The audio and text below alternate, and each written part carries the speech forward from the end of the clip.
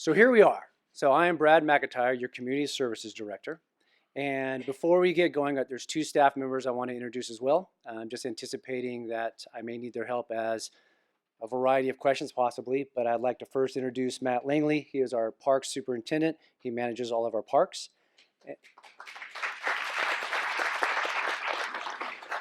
And then we have Ann Gillen, who is our Aquatic Supervisor and has been with us a very long time. She has pretty much run all of our programs throughout her tenure with the city.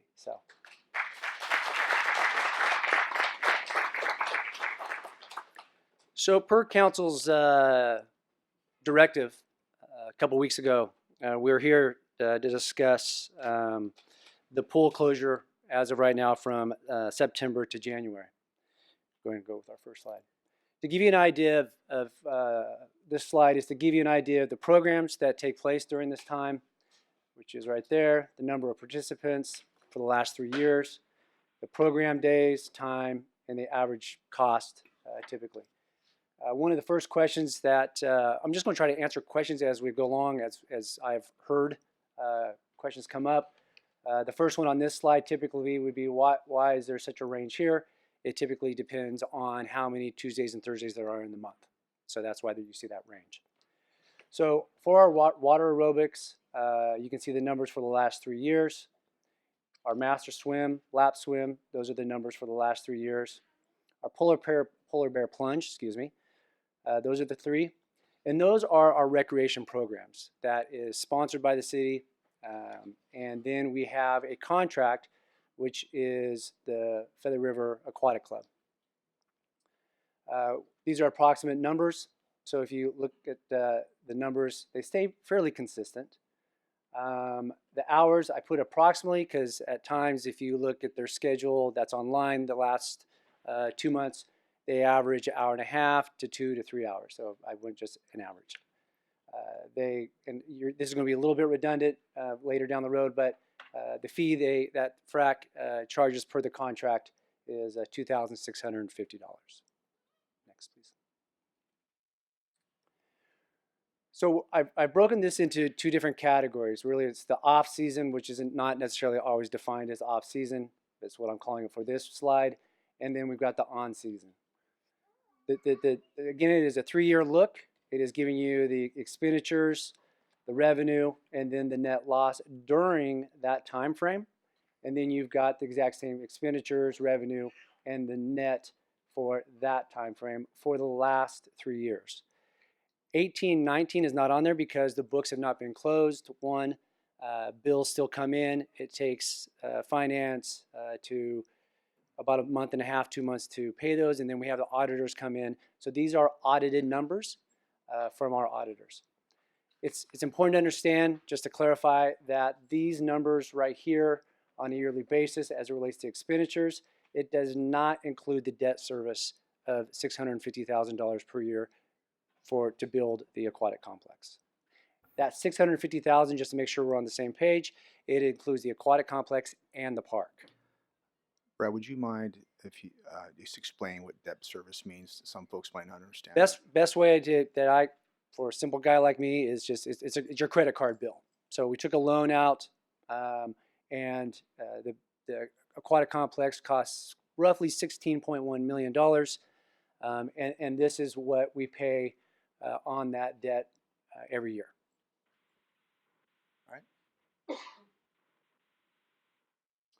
I think one of the good questions come up is and I've heard it in roundabout ways, is, well, what has the city done to help offset costs? And the answer is that in 2015, we did all these things as it related to energy efficiency improvements.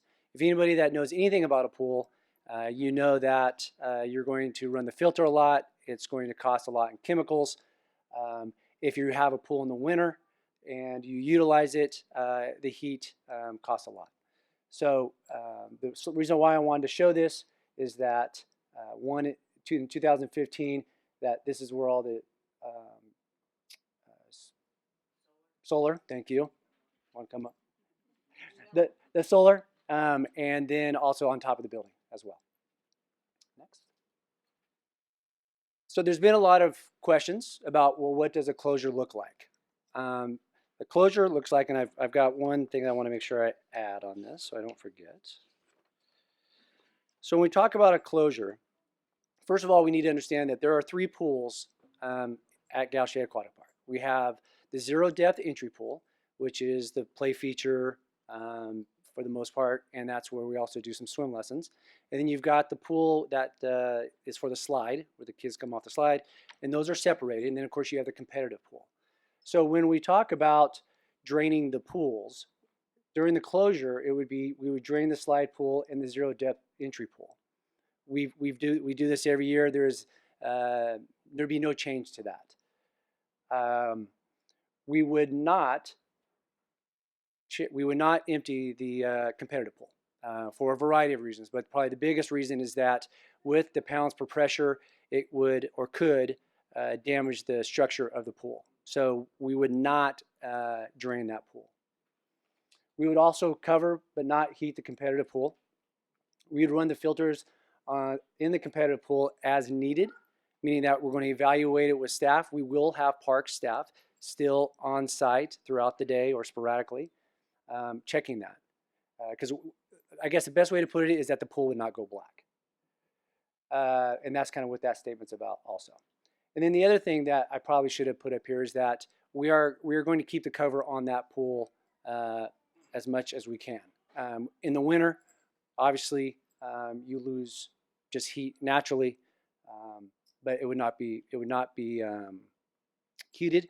But I wanted to make sure everyone understood the importance of covering the pool as well. Next. So I just want to give you a rundown on our contract with FRAC. Again, as I said earlier, it's not a city-run program. The city has contracted FRAC to utilize the gap. The contract expired in December of 2017. They are charged $2,650 per month. And then if they have anything over 60, then they would pay $40 for each additional swimmer. To my knowledge, they've never gone over the number 60, so they've never had to implement the $40 additional cost. As I said earlier, FRAC utilizes the pool approximately 3 hours, Monday through Friday, with occasional Saturdays throughout the year. The monthly contract also includes 1 free swim meet, typically on a Saturday. And I want to say typically it's in February. Next. So the options that you have here is to keep the gap open year-round, close the gap September through January, as is right now, and close the gap for a shorter period of time. There's going to be a lot of things discussed tonight.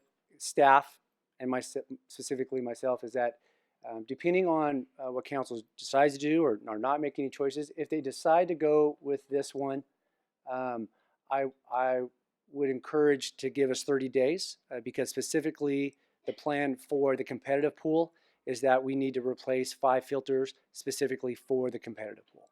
And we need to do that this year. So that's just a piece of information. I'd gladly take any questions at this time, or we can certainly listen to FRAC's presentation. To the mayor. Brad, the filters, they're replaced every year? No. The filters, I believe they are replaced. They're supposed to be replaced every 10 years, but we are on our 12th year. Okay. And if council made a decision to shut the pool, let's say from Thanksgiving to January 1st, will that be an inconvenience on our FRAC folks? I'm sure they will let you know that here in a little bit. Okay. I'm sure you will. Yeah. Okay. That's good for me at this time. Thank you. Through the mayor.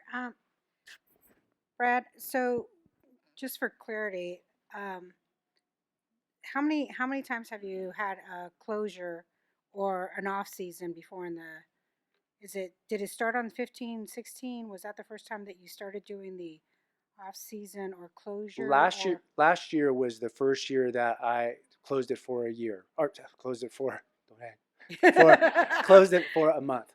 For a month. And the question that I'm glad you asked that question. So the reason why was really for two reasons. One was bigger than the other reason. One, it was, again, some maintenance issues. But I've been in this position as director for the city now for just a little over 15 years. And in my 15 years, our budget goes up and down with the economy. And I know that I'm not an economist, but I know that the economy is probably going to go a different direction here at some point. And I will be asked at that point to make tough decisions and tough recommendations for the council to consider. And so I know that's going to happen. I do believe that, unfortunately. And that's just a reality of life. And the reason why I did that is that I need to have a base number. I can project numbers all day long. But at the end of the day, I wanted something real. And that was my opportunity to just to test it. It was not this master plan of going one step to the next step. I'm not trying to phase this in. They are separate. I understand that people may not feel that I'm telling the truth. I guess just quite put it out there. But that is the intent. When we did close it for that time period, the right around roughly we saved about $8,000. So then the question is, so did we come up with the 7 months at $8,000? That's how we got to around $56,000 of savings. But I also know that there are going to be costs that I cannot predict. Example would be, there's no doubt that that facility is going to have a higher security presence. Even though our parks staff will not be there, all day, every day, because they will not. We don't have the staff to do that. But I do understand that there could be some things come up that I can't predict. So I always went safe, and so I'm kind of rambling on. But that's the answer. No, I appreciate that. And then part of the other expenditure can you go to the financial comparison slide, please? Go back. Yes, please. I know Judy can do that. Thanks. So last year was when you did the first trial, I would say, kind of a test. Was that 16, 17 or 17, 18? No, so that would be right there. But those are the numbers that we're we have still not missing. have not been audited yet. Okay, so that's what I wanted to make sure that it was clear. Yeah. So the number I just gave you does not represent anything on that chart. It would go right there. Okay.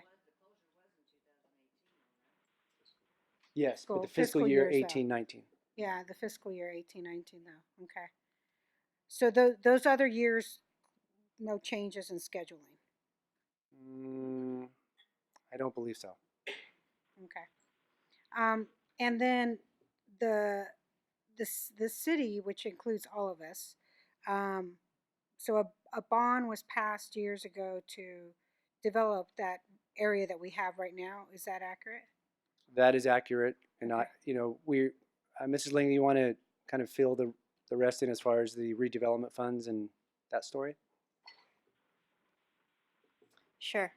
So when the bonds were originally sold for the development of GAP, not the aquatic park as well as the park, we had the redevelopment agency at the time, Right. and so the repayment was to be funded through RDA money as well as, I believe, impact fee money. So when the RDA went away, then that had to be backfilled with general fund money. Okay.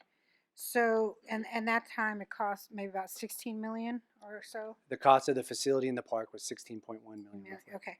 So at this point, that bond in particular doesn't expire until 2036?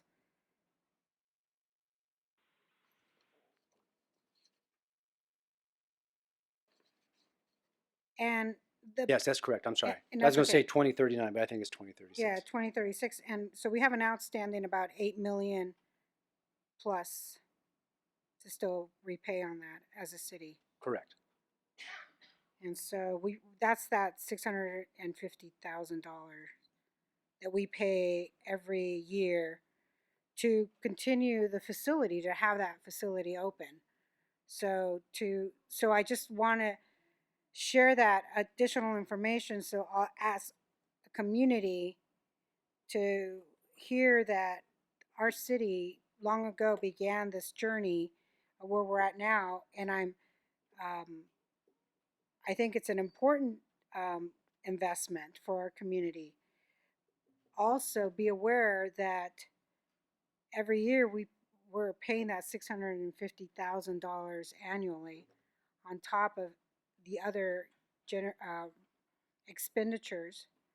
But how do we qualify it? You know, is it worth or not worth when we have hundreds, particularly maybe thousands of people utilizing? But I'm not sure the numbers of how many people are using the facility, because the park is connect. I've been there plenty of times. So the park is a beautiful part of this $16 million investment, and then the pool is where we only charge. Do we charge for the park use?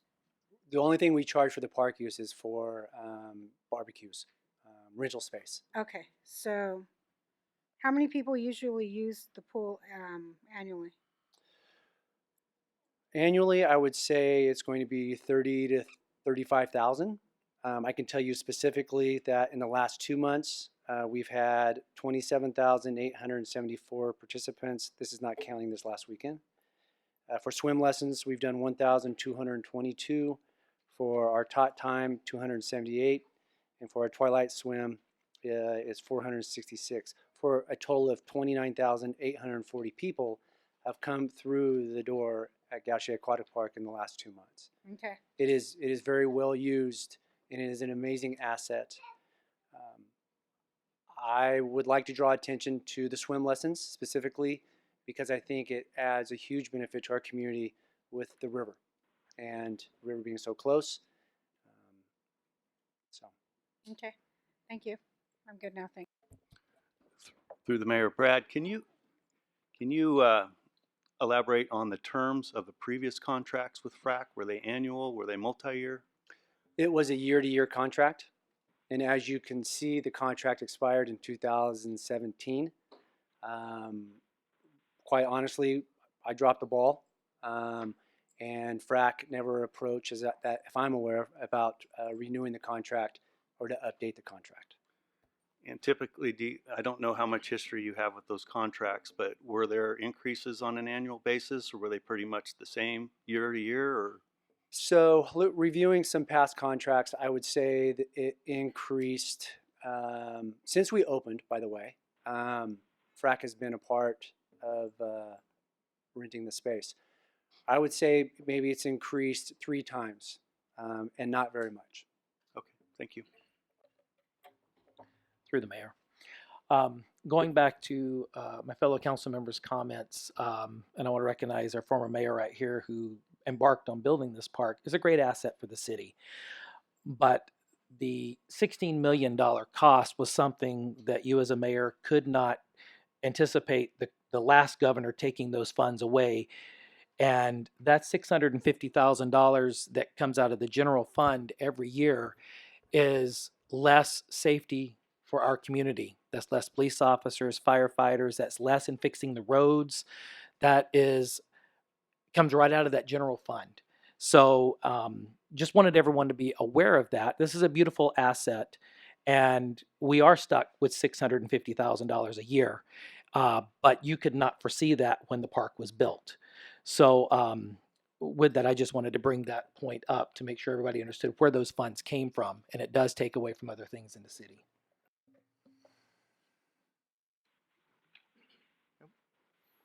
My question was going to be about the contract expiring, but you've already answered that, how we got to that point. I'm not going to belabor that. Anybody, nothing else? All right, thank you very much. I don't know if it's Holly or both of you. All right.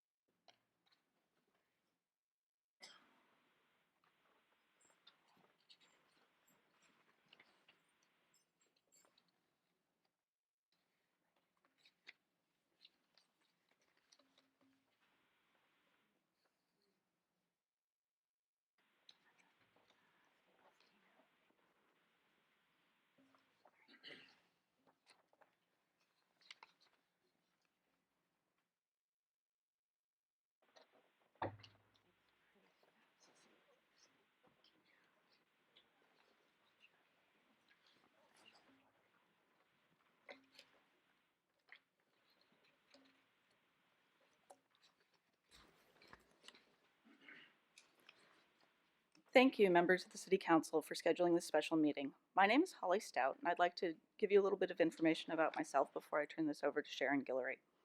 First, I have a bachelor's degree in government from Claremont McKenna College and a JD from the University of San Diego School of Law. I also have a master's of law degree from Vermont Law School, and I've been a practicing attorney for over 20 years. I'm currently a senior staff counsel for a California state agency, and I'm a counsel for a California Commission. I work on multi-billion-dollar programs. Most importantly, though, I'm the mom of 3 frac swimmers.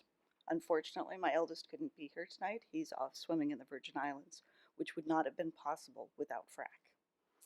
So I'm going to turn this over to Sharon Guillory, who's our board president and coach of frac, and she's going to explain what exactly Gaucher Aquatic Park brings to this community.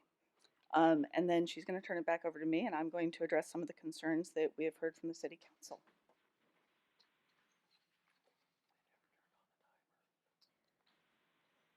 When Gaucher Aquatic Park first opened back in 2008, it was clearly supported by the city and our community, as demonstrated in the quote that you see popping up here from our current Community Services Director. I was asked by someone that I met with last week, what does GAP bring to our community? Many people think of our pool as just a place for recreation, but in reality, it's so much more than that. Our community derives many benefits from having a public pool. Sure, we use the pool as a way to cool off during a hot summer day, but we use it year-round for several other reasons. We use it for exercise, like senior aerobics. We use it for educational purposes, like lifeguard training or learning how to swim. We use it for our high school swimmers. We use it to train for the swimming portion of a triathlon. We use it to serve the needs of people suffering from medical conditions, and we use it to operate a year-round competitive swim team. Our pool gives us the opportunity to have aerobic, low-impact exercise, and our pool increases safety in our community. I'll give you an example of that. No one dies from not knowing how to play basketball. Swimming, unlike any other sport, is also a life-saving skill that every single one of us should have. Socializing with different groups helps our community come together for a common goal. Our pool brings diverse groups of people together to play and to exercise. Everyone in our community has the opportunity to swim, and most importantly, GAP gives all of us the means to a healthier and happier lifestyle. In the senior water aerobics class that I teach, many of the participants have health conditions that prohibit them from exercising in a gym. The water is easy on their joints, and it gives them mobility that is otherwise limited. Our class is a beautiful mix of quilters, librarians, grandmothers, and even retired politicians. For many of them, this is their only social outlet. Our master swimmers are also an amazing group of people. They actively compete and represent our city, and they represent it well. They are encouraging to our youth, and they are such a positive asset to our community. A few weeks ago, I was complaining that frac didn't have enough kickboards for all of our kids. The kickboards we had were worn, broken, or they were just missing altogether. 3 of the master swimmers overheard that conversation, and within a week later, I was sitting at the front desk at GAP. UPS guy brought in a box, 2 huge boxes full of kickboards for all of our kids. I don't know about triathlons, but I've certainly learned a lot about the people that complete them. The Yuba City Tri Club members quite often use GAP as a place to train. There is one triathlete in particular that I refer to as the Gladiator, because she is such an inspiration to everyone at GAP who meets her. She motivates the people around her in a way that I've never seen, and hearing Yuba City called out as these triathletes cross their finish lines in whatever city they travel to is also a pretty special thing. And then there is FRAC. FRAC, a team of kids ages 5 to 18. It is a place where we encourage self-esteem, sportsmanship, and health and wellness. It is a place where children can be themselves. Whether they're the fastest or the slowest, they have a place and they are valued. FRAC provides an opportunity for kids that might struggle in other sports, but it also gives opportunity for athletes who have big dreams. It is such a positive atmosphere, and I invite every single one of you to come check out what we're all about. As I said before, one of the great things about having a community pool is that it brings so many different groups together. We become a family, and the best part is that anyone in our community can join that family. The lifeguards get to know our swimmers. The swimmers call our lifeguards by name, and the lifeguards make them feel safe. Our master swimmers help build the skill of our lap swimmers and are always eager to share their knowledge. Our triathletes teach us about their sport, and our seniors give us such love and sometimes a little bit of sass too. GAP is a true treasure in our community, and shutting it down for 5 months is just not the answer. Just to touch on training and safety just a little bit, in order to have all of our wonderful programs at GAP, trained and certified lifeguards are required. I believe someone else is going to speak about that further in a little bit, but I just want you to know that the lifeguards at GAP are a group of bright, caring, and wonderful people. I'm going to turn things back over to Holly so that she can discuss some of the budget issues that City Council would like addressed. And Council, thank you so much for your time this evening. I appreciate it.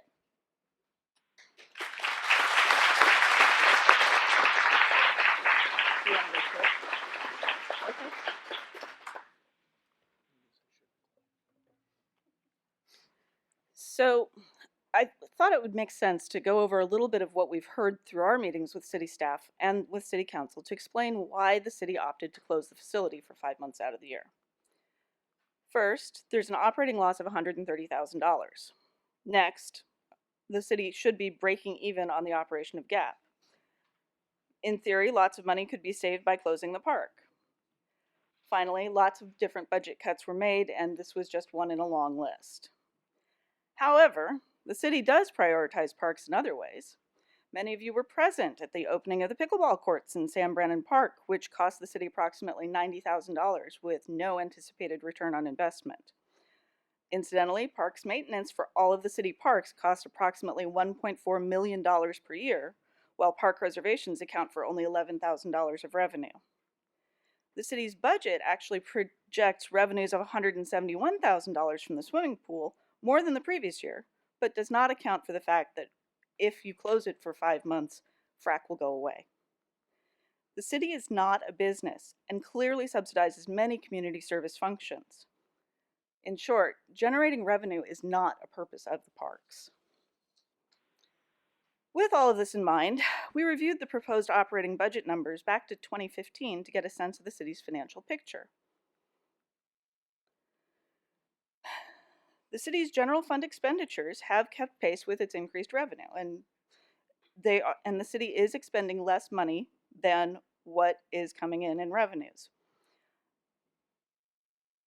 By doing that, they are also operating with a $6.4 million reserve in the general fund, and this year it increased to $6.8 million because of a surplus of more than $420,000.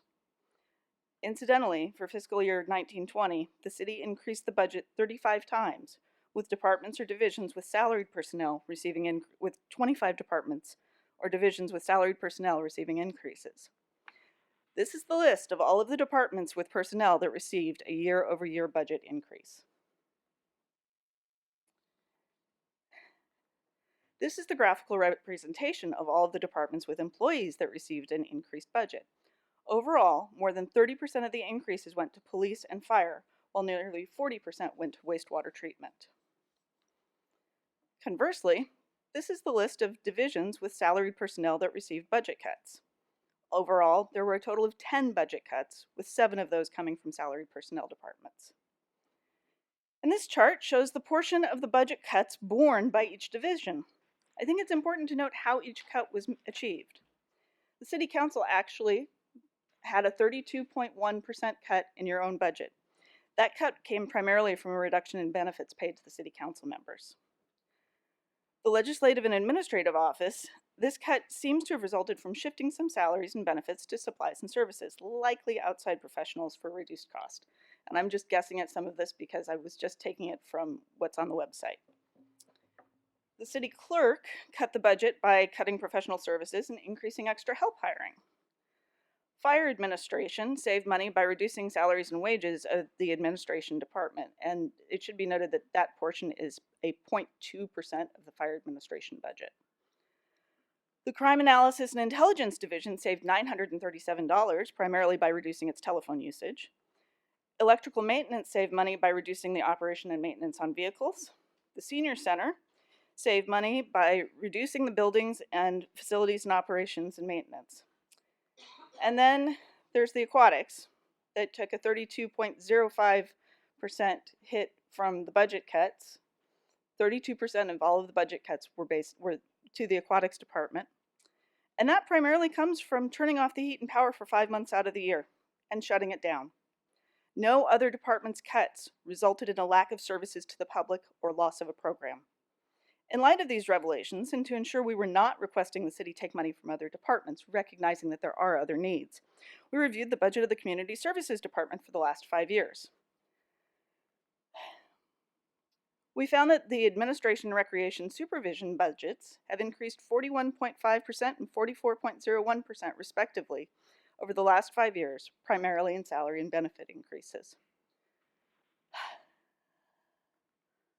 We also found that Parks maintenance budget allocation has increased 30% over the past 5 budget years, with all of those increases coming from increased salaries. Meanwhile, recreation programs which directly serve the community were cut an overall 9.6% over the last 5 years, with a truly draconian cut in fiscal year 2017-18 of 17.9%. Finally, we found that the aquatics expenditures total over the last 5 years is an 11.7% decrease. The only reason for the slight increase that you see between 17 and 18 and 18-19 is because the minimum wage went up. This difference is clearly shown here with the chart of the salaries and the supplies and services. The city has consistently cut funds from the operating budget of GAP over the last 5 years. It appears this year, the pound of flesh from the pool means the closure of the pool for 5 months. The conclusions to be drawn from these budget choices are unhappy. The Community Services Department has consistently increased salaries and benefits for the administration and supervision while cutting services to city citizens. The department has implemented more severe cuts on the aquatics facility to make up the difference so it can continue to pay increased salaries and benefits to the administration and supervision staff. This is an affront to the purpose of the department. Now, when we first heard about this closure a couple of weeks ago, and it became clear that the city was going to schedule this meeting, I did make a Public Records Act request asking for any analysis of the costs and revenues of Gaucher Aquatic Park, remembering that it was closed a month ago. Some of those documents came in last week, and so I've recreated one of the charts that they have there.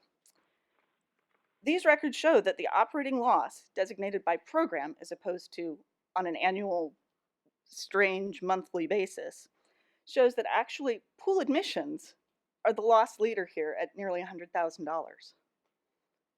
GAP, in general, is losing money. That's true. The only 2 programs that are there that make money are swimming lessons and frac. The savings from last year's shutdown, as you just heard Mr. McIntyre say, were approximately $8,000. However, I would suggest that December is an awfully cold month to base any sort of shutdown on. You're talking about closing it September, October, November, and December. September and October are still historically warm. It would be, I think, not a good idea to extrapolate the savings from December to September and October. When you include the fact that you're going to lose $28,000 worth of revenues from frac, it's difficult to see how this makes any sense. There's also still a lot of information that hasn't been disclosed. City staff has not explained how much the facility will continue to cost if it is closed for those 5 months to everyone else, or how much will be saved.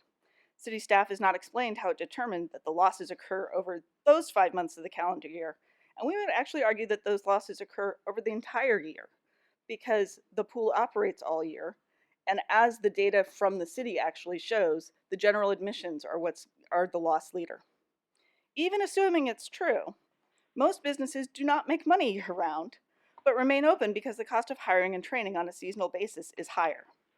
Whichever part of the budget for GAP contains June, July, and August is likely to be the part that shows positive revenues. That's the nature of a seasonal facility. It does not necessarily follow that it needs to be shuttered for part of the year. Closing GAP will eliminate one of the 2 programs with a positive revenue stream. FRAC paid the city $28,000 last year, which is more than it costs to run the program, as you've already seen. Others who use the facility will find an alternative place to swim and will not be back. and no one has explained what will happen to the employees during those 5 months. So we have 4 requests. First, keep the pool open year-round as it was intended when it was constructed. It does not make sense to have a $16 million facility sitting empty for nearly half the year. Next, agendize a supplemental budget appropriation memorializing this decision and bring GAP back up to the appropriate budget amount. My rough estimate says it's about $50,000. Also, direct the incoming city manager to negotiate a new contract with Feather River Aquatic Club to ensure stability in the club. And finally, consider adding off-season programming to increase revenues. We've seen through all of this that swim lessons bring in money. Why not do that all year round? That's certainly a better option than closing it to everyone in the city. Thank you.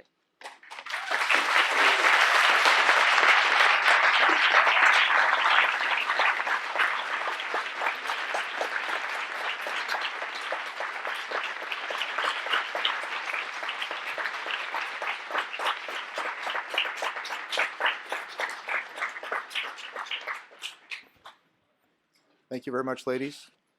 We can bring that back to council for any comment. Nothing? Nothing at this time? All right, so Through the go ahead. mayor, we don't have the opportunity to ask you direct questions to the presenters. Yeah. So if you can go back to the podium, that would be good. Thanks.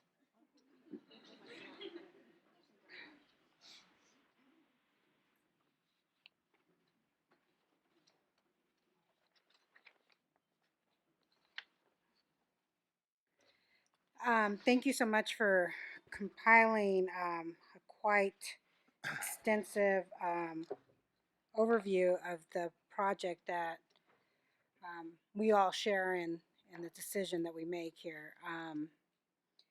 And we just received your PowerPoint like an hour, 30 minutes, 20 minutes ago? Yeah, I've been learning PowerPoint all of the last Yeah, week. so it's hard. It's not easy, especially when you're doing all these charts. I So should also let you know that attached to the back of that are the public records that I received from the city. I was going to ask you if that's what the public records were. Okay, because to do a fair analysis of this, it takes a little bit of time to digest all the information. So my first question is, it's not clear to me because normally when I'm looking at something, where you reference your data from, because it's the city's proposed budget online. Okay, the proposed budget online? Yeah. Okay. So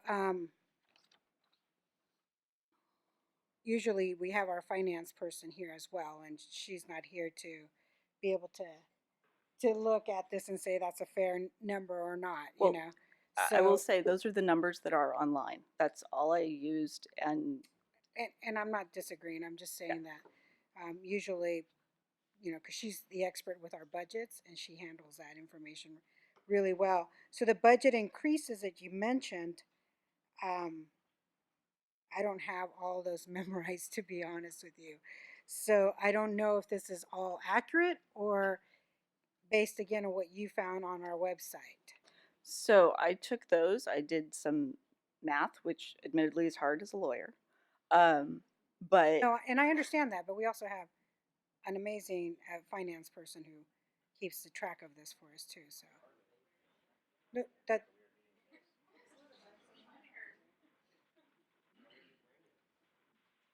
that I didn't get the PowerPoint until about.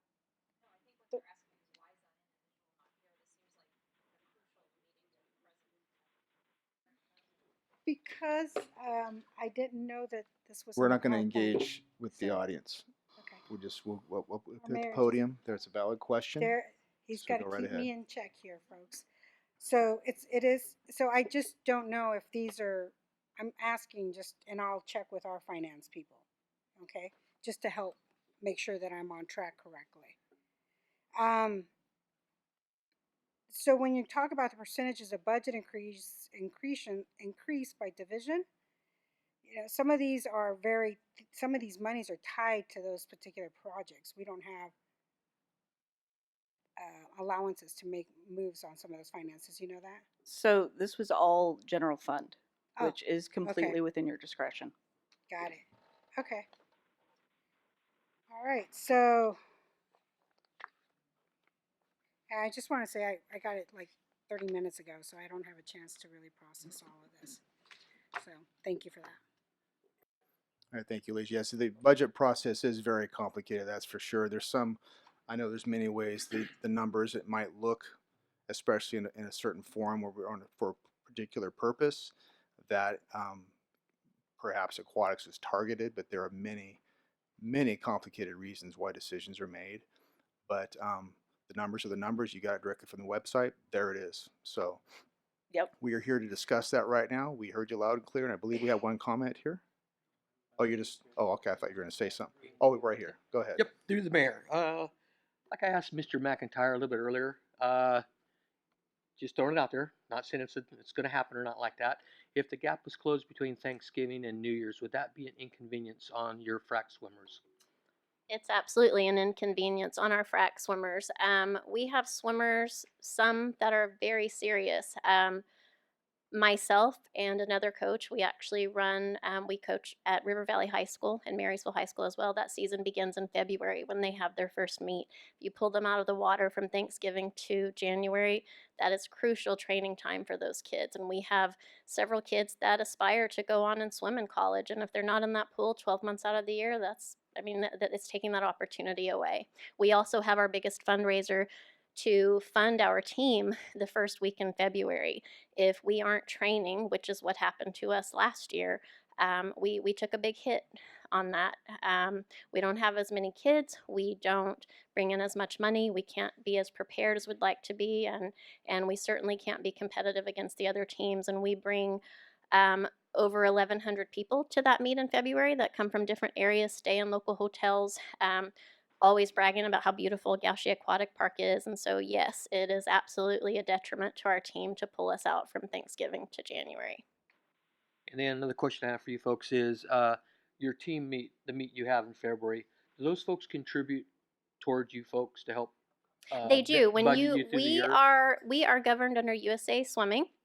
And so a portion of every entry, so we have entry fees. Swimmers will come and pay an entry fee as far as the particular race. It's not an admission fee. It's kind of hard to explain. And a large portion of that money goes toward a travel fund that USA Swimming collects that money. And then we end up getting about half of those entry fees. And that money pays for about 4 months of our water cost because we don't make enough from our dues alone. So that actual event is very important to us sustaining ourselves for the year. Thank you very much. You're welcome. Through the mayor. Thank you for the presentation. I know that took some work to put together. The question I have is, there are other pools in the area, and I'm certainly not suggesting that ours is going to be unavailable, but how would that factor in if we had to close for a month or two? Could you strike an arrangement with somebody else for that period of time? So I will tell you, I was not present. There was a meeting between, I believe, Brad and Cindy Shatswell from Yuba City Racket Club. I was not told that that meeting was happening. They had that I learned after the fact. And I believe they were offering 2 to 3 lanes between 7 to 9 p.m. at night, and there was a possibility between 6 to 8, but that pool is 3.5 feet deep. I am huge on water safety, and I will not put my swimmers in a situation that I feel is unsafe. They cannot dive in 3.5 feet water. If they're not diving, they can't. I mean, when you go to a meet, the very first part of a race is the dive. It's one of the very most important parts. If you can't practice that and we cannot train. It would be like if you had a basketball team and you put them on an outside court with a bunch of holes with a non-regulation size ball and basketball hoop. The pools are also not quite a full 25 yards, which also presents a problem. We can't even get accurate times for our swimmers. And putting 60 kids in a couple of lanes, it just doesn't work. It's not even a productive workout. If you have 20 kids, let's say best case scenario, we were given 3 lanes, which I really don't believe would happen because people pay a lot of money to belong at Racket Club. I've heard from some of the members themselves, they would not really be privy to the idea of having a bunch of little kids in their pool when they're trying to have a workout. It can't be productive. 20 kids trying to swim in a lane, it's not safe and it's not productive. So that is why that's not a possibility for us. I also believe that our community deserves our pool. You know, that the city funded that project for us, all of us, and we should be able to use it. And I feel pretty strongly about that. Thank you. Mm-hmm. Real quick.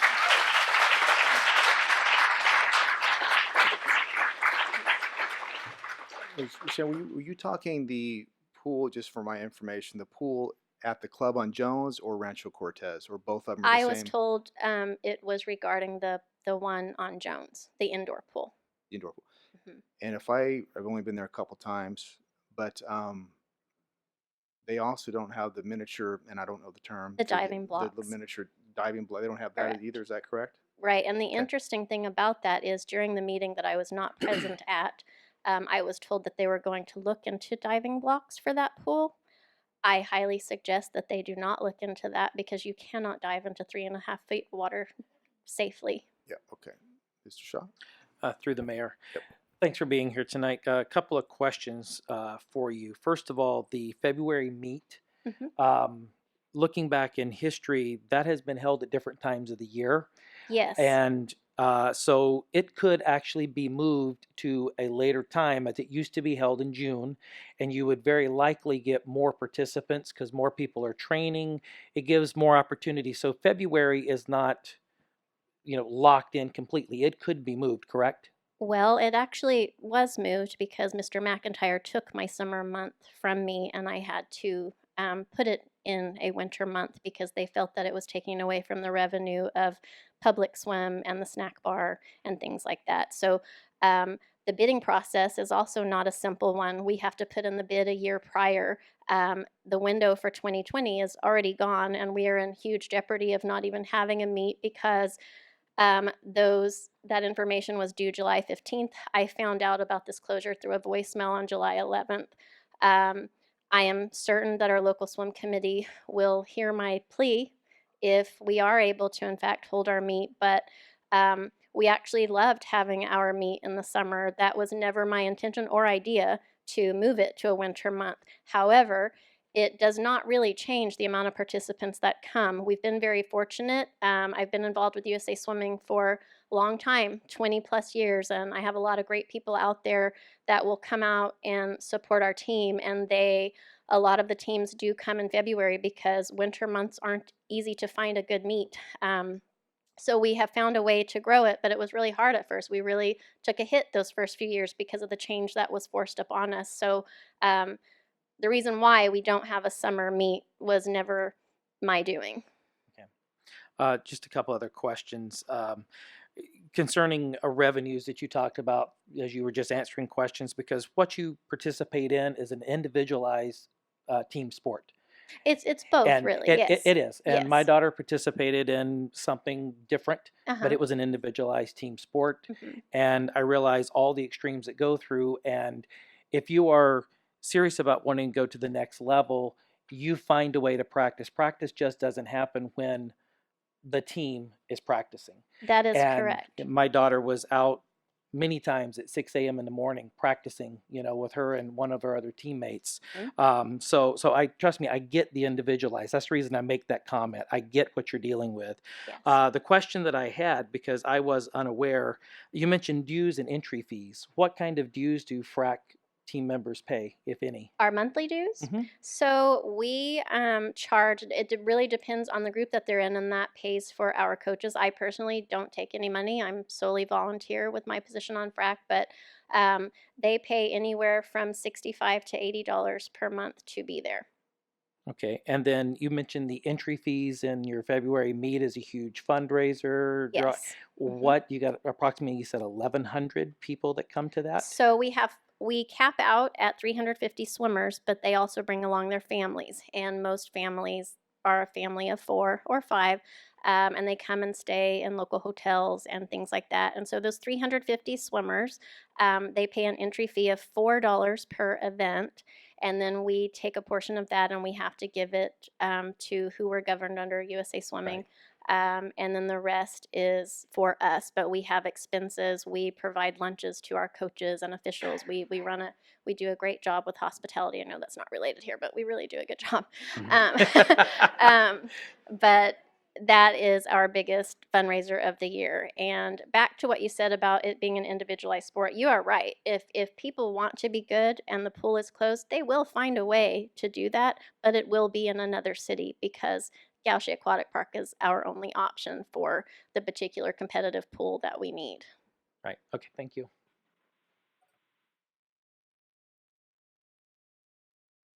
All right. Thank you very much. Thank you. Try it one more time. Okay.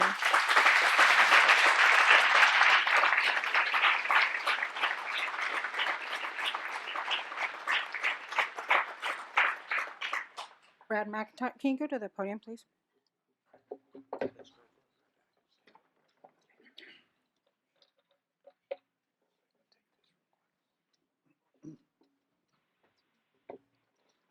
Okay.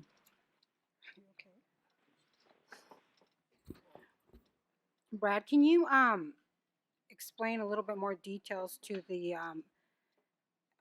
MOU that we have with the district, Yuba City Unified? Sure. So we have a multi-use agreement, which ironically we're in the middle of negotiating as well. But what we do is it's called a multi-use agreement because with our youth sports programs utilizing a lot of their fields at the school sites, their gymnasiums, and then they use, like it was mentioned earlier, River Valley High School, Yuba City High School, they use the pool. The proposed closure right now does not affect Yuba City Unified, and the Yuba City Unified typically comes in right around February 1st. That's when fall winter sports starts, and they'll go until May. You know, it depends on how well they're doing in playoffs or swim meets, sections, subsections, and so sometimes it's May, sometimes it's the middle of May. So the students that attend River Valley High School or Yuba City High School on the swim team, I have a candy in my mouth, swim team, I know, sorry, utilize the pool during when it's closed or not, or? No, well, I'm not sure I understand the question, but I think a majority of the competitive frac participants include River Valley and Yuba City High in the off season for those that are not participating in other sports. So if the pool, they would still have access to the pool even when it's closed? That's my No, question? they would not. No, because it would still be needing some of that maintenance or what have you. Yes, the heat. The yes, heat, it would all still be the- closed. But this program, the River Valley and Yuba City High School starts in February. Correct. And so if the pool is not available, where else could they swim besides the racquetball? Racket club. I don't have an answer for that. You know, just to discuss the racket club issue. I initiated that meeting with Cindy Shatswell and Ann Gillen. Cindy Shatswell is also one of our Parks and Rec commissioners. Okay. And so in an attempt to give frac and our water aerobics and our lap swimmers an opportunity, or choices, I guess, I went and made that meeting on a Friday. I left Sharon a message prior to when Sharon got back, not to come to the meeting, but just I left a message with her the day before or so. She, when Sharon and I talked on Monday, and the conversation was just to kind of find out if the racket club was even open to doing that, you know, and I was just going to try to connect them. But it was certainly upsetting to Sharon, and it was clearly her desire that I did not speak on behalf of FRAC for that second meeting, which was going to be with Mr. Backus, who is Cindy's boss as well. So at that meeting, and I had just gotten off the phone with Sharon, pretty much told Mr. Backus I'm not speaking for behalf of FRAC. Then I was speaking for the programs, the recreation programs I just talked about earlier, which would be the lap swim and would be the water aerobics. I got you. So I have gone swimming in the pool in Sutter. What is that pool like? I have not been to that pool in Sutter. Hey Ben, But how's that pool like over there in Sutter?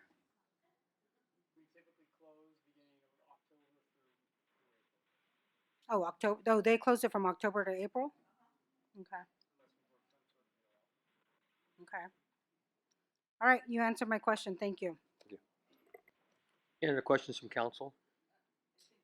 Oh, sure.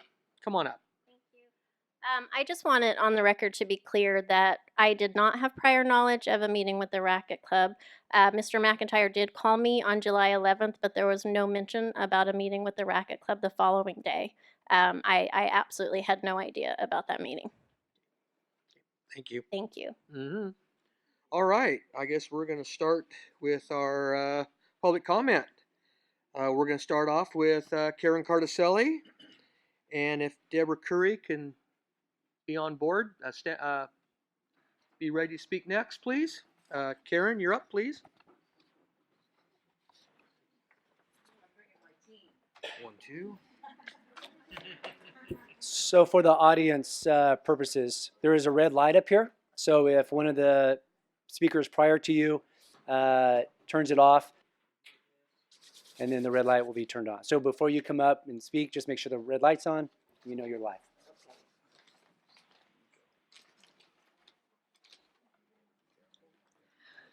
And then, Thank like you. the mayor had mentioned Whoops. before, it's going to be 3 minutes, folks. Oh, I can talk fast. Thank First you. of all, don't turn it on yet. I want to say thank you for hearing us out. I really appreciate that. To take the time to have a special meeting is very much appreciated by the community and certainly by me. I've been swimming at the Gap now. I won't go into the details of where it came from, what I did, how I know about Gap or any of that kind of stuff. Yeah, I was there when the redevelopment agencies closed down, and it was a bummer. Okay, but now we're here. We have that beautiful jewel. What we thought about on the council at the time was that how don't we deserve something like this in our community? A jewel for us to use, for everybody to use, for public health, for fun, for everything. And that was one of the rationales as part of the redevelopment of Plymouth Street and the town center and everything else. Gaucher was part of that. As a member of the Yuba City Council, when the Gaucher Park project was approved, I, as other council members and staff, looked at it as a benefit to the whole community, a quality of life issue and a jewel for our community. It was never looked at as a way to make money for the city general fund. No recreation program or facility can function without a subsidy from the city. Not many could afford the programs if the fees were fully costed. And that's for sure. Seniors use the Gap, maintain and improve mobility and pain control. Adult swimmers use it for the health benefits and the mobility issues and also just for fun. Kids learn to swim and be safe around the water. And yes, FRAC uses the pool and pays, as we saw, a nice tidy sum for that, for the local kids to practice their sport. So I sincerely hope that any alternatives that we may have looked at or that were provided here will be seriously considered. If there is enough money for the new equipment, the pickleball courts, the new park at Harder and Butte House Road, and also the park equipment that's going to be going in at Happy Park, as I understand, which is a park that consists in Sutter County that just came into the city, and none of those residents paid one dime in impact fees for a park, where those of us in the north of town paid impact fees for that park. So thank you very much for listening.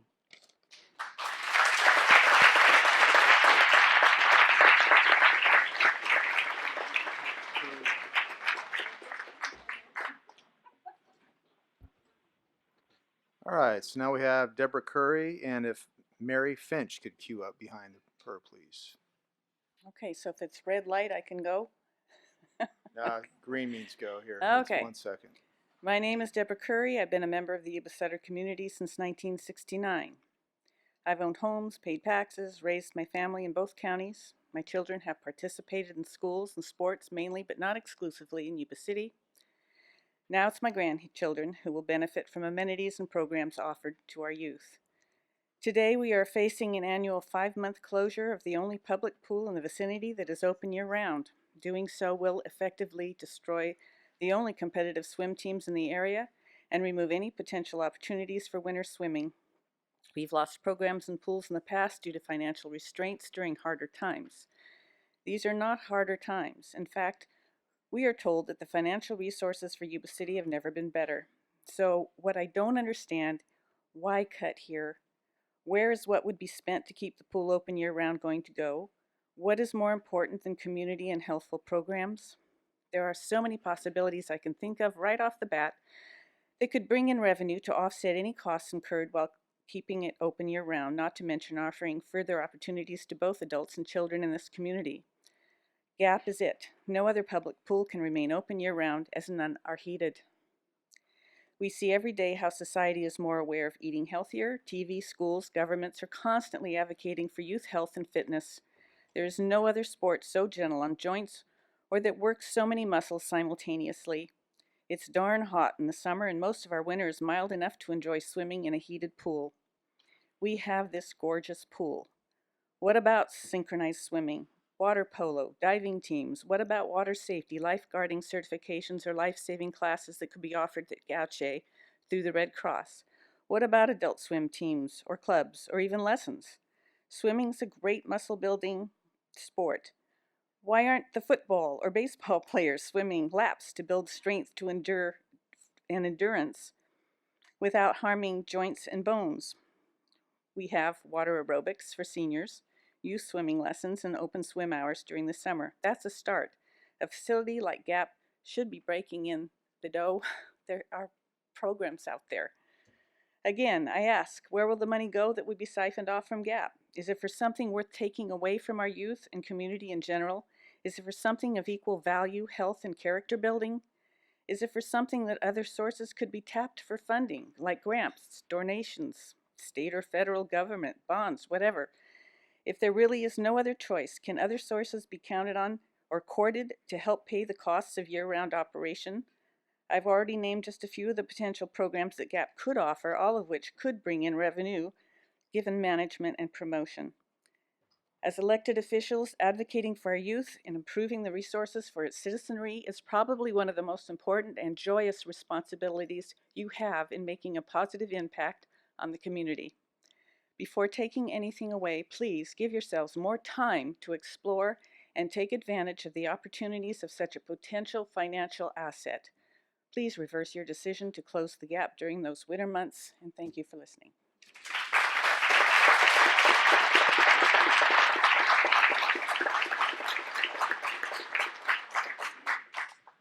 All right, Mary Finch, I presume? Yes. All right, and if Paula Gomes could please come up and queue up after her. Thank you. Welcome, Mary. Thank you.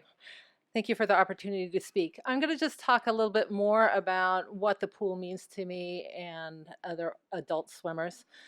I live at 9255 Armstrong Road in Marysville, and I just want to say that I really love to swim. I love to swim year-round. I love to compete in masters swimming, and I've been competing for 57 years. I started when I was 8 years old on the Orland Otters,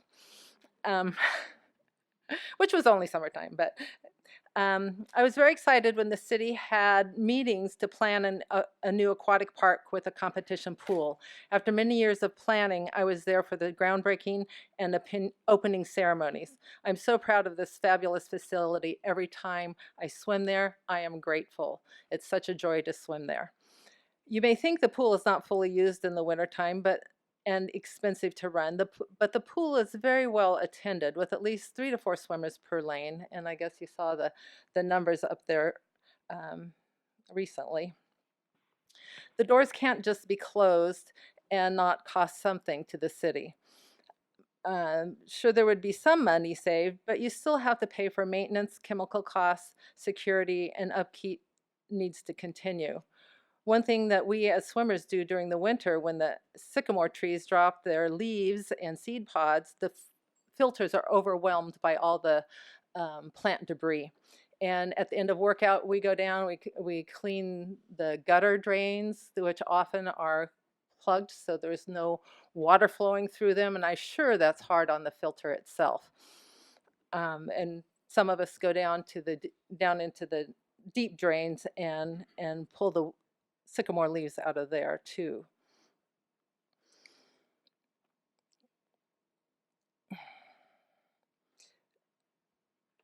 Sorry. So some questions I have is how will the maintenance staff even clear those drains? Will they even know that they're plugged because they'll be covered by the pool covers, which is an important thing, but those don't keep the debris out of the pool itself. So, I would just like to have you reconsider your decision to close the pool for 5 months, because it's really a great asset to the community, and people who come here to visit, they're just so amazed at what a wonderful facility we have, and it's really going to be a detriment to that facility to have it closed for 5 months. Thank you.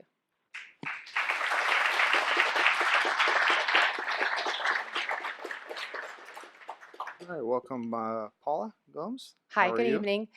First of all, thank you to all the councilmen. I'm sorry. Greco can please step up behind her, please. I have these in alphabetical if you kind of get an idea when you're coming, but Michelle, please step up behind Paula. And sorry, go ahead. Once again, thank you for taking this opportunity to have this special meeting. Thanks for the community for coming out. I'm going to have a different, little bit of a take for you, especially. So I am a parent of a frac swimmer. I'm not going to go there. Frac is a component of this, but bottom line, this is about the community. I'm not just a frac parent. I'm a citizen with Yuba City. I am also a working professional in public safety for the past 26 years in the Yuba City area. I'm not talking on behalf of my department that I currently work for, but I just want to provide some expertise that I think Mr. Landon, Chief Landon, would probably appreciate just a little bit. So my concern is, I know nothing about swimming. I'm learning through my son and Sharon and Shelby and now Claudia coming through, is the fact of where it's located and what we do as a community when during the off season. The thing that we're talking about is the off season. All these are great stories here, are great, incredible stories about your children, but it's also about the community. We do a lot. I sit in the parking lot, and it's natural instinct for me to watch my back and see who walks in. Who walks in with your child? Who walks behind them, next to them, who's watching them? There's a few other people in law enforcement who have family in law enforcement as well. Closure for 5 months, you're not going to have the community's help in watching that. I guarantee you, with my experience, both as a dispatcher and now as a probation officer, you will have crime there. This will be harder for Mr. Landon to cover. He doesn't have the staff to cover it 24/7. I get that you want to think, hey, we don't want to take funds away from public safety, but the idea is also preventative too. There will be syringes in the park. There will be people setting up gang fights in the park. It's not just the swimming pool, it's the park too. It will happen. And as I sit in my car waiting for my son to get out of swim practice, I'm watching that. I teach my other parents the same thing. It's a community effort altogether. And we take an oath. You took an oath, if I'm correct. You take an oath when you come in. I take an oath 24/7. I serve the public. And I think our oath to the community, we're not here, as it's been stated before, to make a profit off this pool. That was not the effort. It was to bring a community together. If it means to bring a community together to prevent that one 13-year-old from joining the Norteños or even the Sureños, who aren't that far away from Gap, to meet at the Gap to have a fight, then we've served a purpose, even if we lose money. So there's a saying when you study, well, not a saying, it's a term that you learn when you study the criminal justice system. I know that, Mary, you're aware of it, Mr. Landon. There's a couple of parents out here. It's called spirit of the law and letter of the law. So there's times when we take our own discretion in the spirit of what's right for the principle of what's right, and that's what we kind of have to do. So when you go back and you look at all these numbers, think about the long haul, because I think that that's what your intent was, if I remember correctly. And take that spirit I think needs to play a little bit more heavy hand than on the letter and the number. So thank you for your time.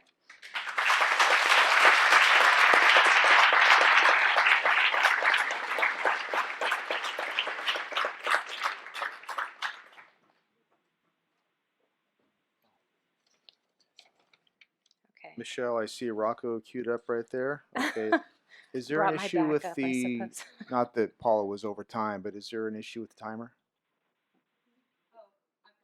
You found it? All right. Okay. Meaning you fixed it? All right. All right. Very good. Welcome, Michelle Greco. Hi, thank you for having me. You're welcome.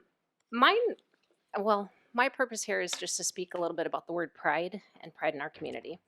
In 1985, Rand McNally, in the Places Rated Almanac, rated Yuba City as the worst place out of 329 other cities.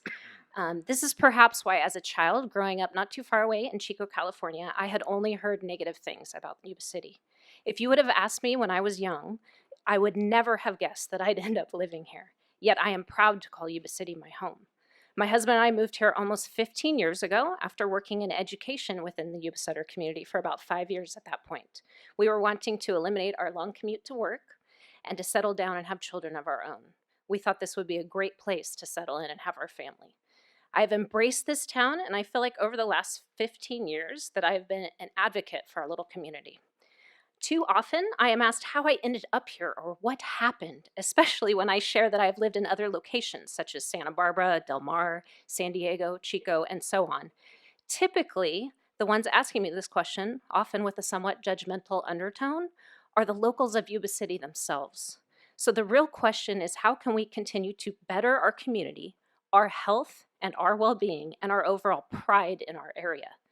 Or more specifically, how is shutting down Gap going to better our community and make people happier to call Yuba City home? As one of the frac swimmers mentioned last meeting, there was a USA Today article about the 25 worst cities in the United States to raise children. Much like the article from 1985, we all know that different things become determining factors in order to rate any city in such a list. I do think that it is an imperative to reiterate that one of the 4 main factors assessed in this USA Today list was population with access to areas for exercise. We ranked in the lowest 10%, with only 36.6% of our population having access to areas for exercise. So how will closing another facility promoting community health and exercise help this concerning lack of access? I'm going to touch on an article that Sharon referenced earlier that was presented in Vocus of August 26th, 2008 about the opening of Gap. And it says here, the value of the over 6 million facility far exceeds the boundaries of the park, as Gap is also a revenue generator for surrounding local businesses. Swim competitions and other events are bringing in tourist dollars that the city had not seen before. While the true impact of the park is still being measured, Gap is proving to be a model for smart growth.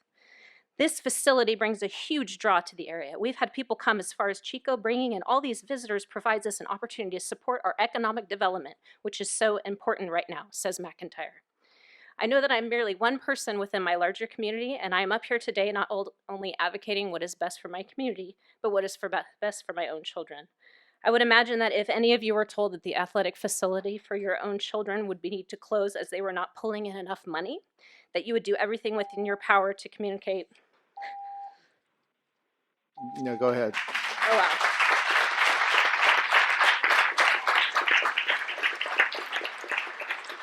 Michelle, I think we're having clock issues. She gets another minute, right? No? Oh, my bad. Sorry. I appreciate the intent. Oh, there, the yellow Sean. light was broken. Okay, gotcha. Welcome, Rocco. And then after Rocco, we're going to do Claudia Gilroy. Okay, so I'm going to be real brief because I have a feeling you're going to hear a lot of the same stuff over and over again tonight. But I just want to point out a few things. The first one is, and I know the budget person is not here, but we talked a little bit ago. I heard somebody say that it saved $8,000 during the coldest month during shutdown. So I'm confused as to how 5 months would turn into $122,000 when 1 month was only $8,000. So that just doesn't make sense to me. I know I'm not the budget person, though I do work with budgets. The next thing is investing in a pool and putting $16 million for the community is a beautiful thing. To shut it down over a small amount of, and I don't want to call it budget dust, because if I truly believed that we were losing 122,000, I don't think I could stand up here with a straight face and say the city council should subsidize that, because there are other costs and things in law enforcement that I know are important to the city. I still question that number, and I would love to see what goes into that 122,000 and understand that a little bit better. But in that, building something like this would be like me getting my daughter an amazing computer for Christmas and then not buying her a charging cord so that she can't use it. Like, that just doesn't make any sense to me as a community member either. So I question that a little bit as well. And then finally, I know from working in the public sector and working with people, the most important thing when we make a decision, especially a controversial decision, and you guys had to understand that in making this decision, there was going to be upset. The first thing that we do, and we always do, is we consult the stakeholders. We talk to the people who use it. We get their input and feedback. That way, even if a decision doesn't go your way, at least you've been heard and you've had that opportunity. And I think today was a step towards that. But it's coming way too late to make any kind of changes. I can't make adjustment for my own kids or for anyone else, or to start setting up carpools or anything for the next year for them to be able to do that without any kind of input. And so if there really is a major loss like that going on, I would expect an ongoing conversation to occur with the stakeholders. But to shut it down with just a couple of weeks notice and just say, this is what we're doing at this point, that just seems unfair to the community that you represent. So I'm going to leave it there and save time for everyone else. And I thank you guys for the opportunity tonight.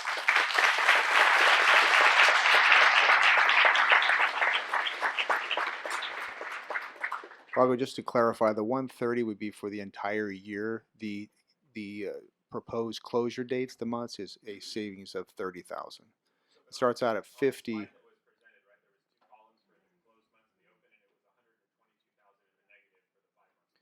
Yeah, that number's been, yeah, we'll get to that. But it is a $30,000 savings.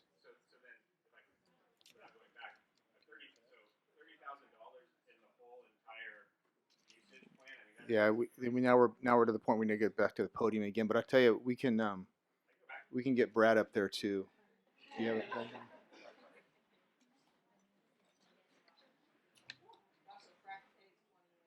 Yeah. So, and even with that, because it's about public health and it's not about frack. I mean, I know we're all here representing frack, but it's about the community and everything else. If 30,000 is truly the total number we're talking about, not to call that inconsequential, but that's budget dust in the size of the budget we're looking at. There's definitely options that could be considered to be able to look at raising those funds and other access or usage for that pool. So we'll leave it at that. Thank you, guys. If that's what you can do, that that's fine. We're going to get to it.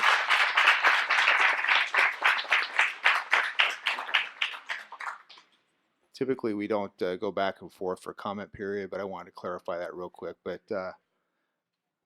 we're going to get to it here shortly. We want to listen to everybody first, though. Is Claudia close? How you doing, Claudia? So, Mayor, the answer to the question was that these are actual numbers, and the expenditures include all of our programs, recreation programs. It includes all of the maintenance. It includes one recreation aquatic supervisor. It encompasses all of our expenditures. The revenue obviously comes from the programs and from the contract with FRAC during this time.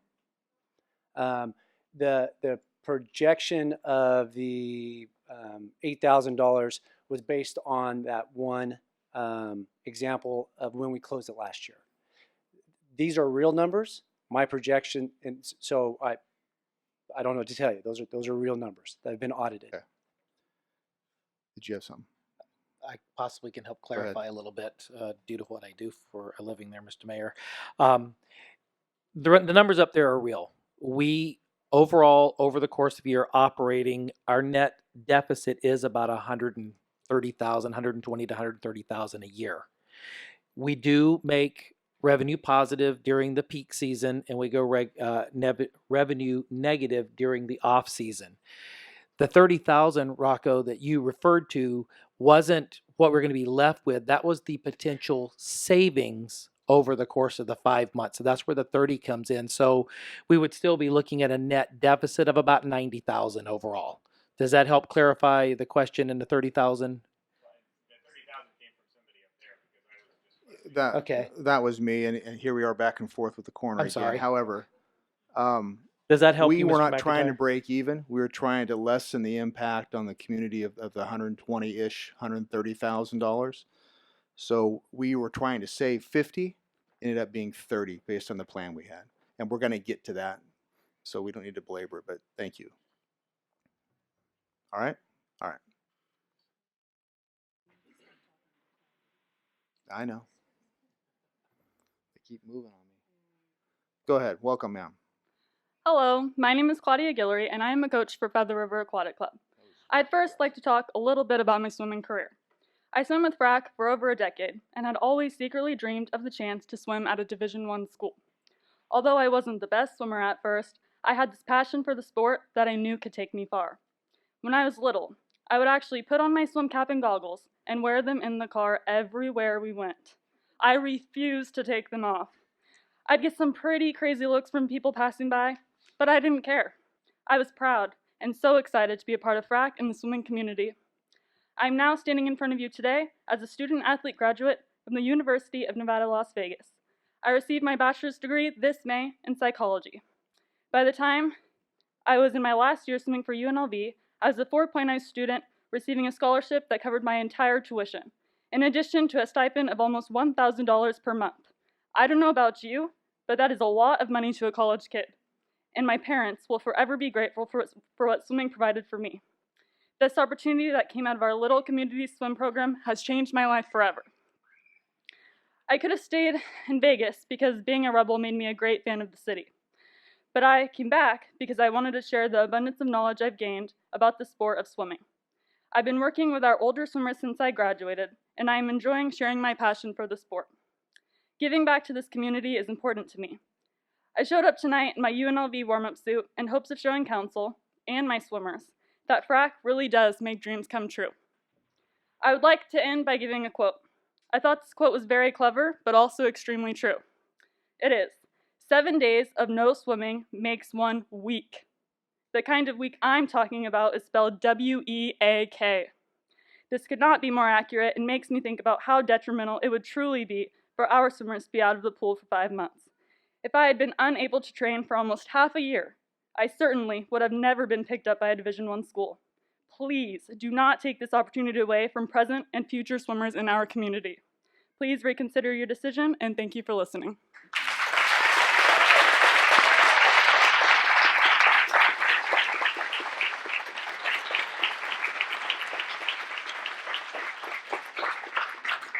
Jeremy, I presume? All right, and Shelby's probably pretty close, hopefully. There she is. All right, sir. Hello, my name is Jeremy Guillory, and I'm a Yuba City resident. I'm 14 years old, and swimming is a huge part of my life. Swimming gives me something to do besides playing video games, helps me to be healthy, and it makes me happy. Swimmers are smart too. We take pride in getting good grades in school, and we are taught that academics should always come before athletics. I've tried soccer, basketball, and tennis. I like all of those things, but none of them can even come close to making me feel the way I do when I swim. Swimming helps me work out any stress from the day, and it leaves me feeling accomplished. And then there's my teammates. The people that I swim with every day are not just my teammates. They are my friends. They are my motivators. They are my heroes. Please do not take away such a positive environment from them. I'm one of those kids that have big dreams when it comes to swimming. When I was 10, I won the 50-yard butterfly at Junior Olympics. When I was 12, I was selected for Western Zones, which is a huge meet for those of you who may not know about our sport. Just a few weeks ago at Junior Olympics, I made finals and medaled in both the 200-meter butterfly and 200-meter breaststroke. I currently hold several team records, and all of these things have helped me gain self-confidence. Like I said, I do have big dreams. I have every intention of working hard every single day to get where I want to go. I want to go to a D1 school and possibly even attain an Olympic trial cut. I am well on my way to that D1 school, but I won't be if you close the pool for 5 months. Please don't take that away from me or any other FRAC swimmer that shares those same dreams. Thank you. I appreciate your time.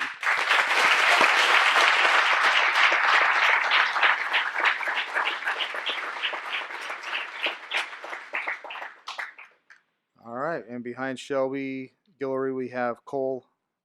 The pen died on you. Is it Lorton? All right, come on up. Welcome. Hi, my name is Shelby Guillory, and I think closing Gaucher Aquatic Park for 5 months out of the year is detrimental to the growth of this community.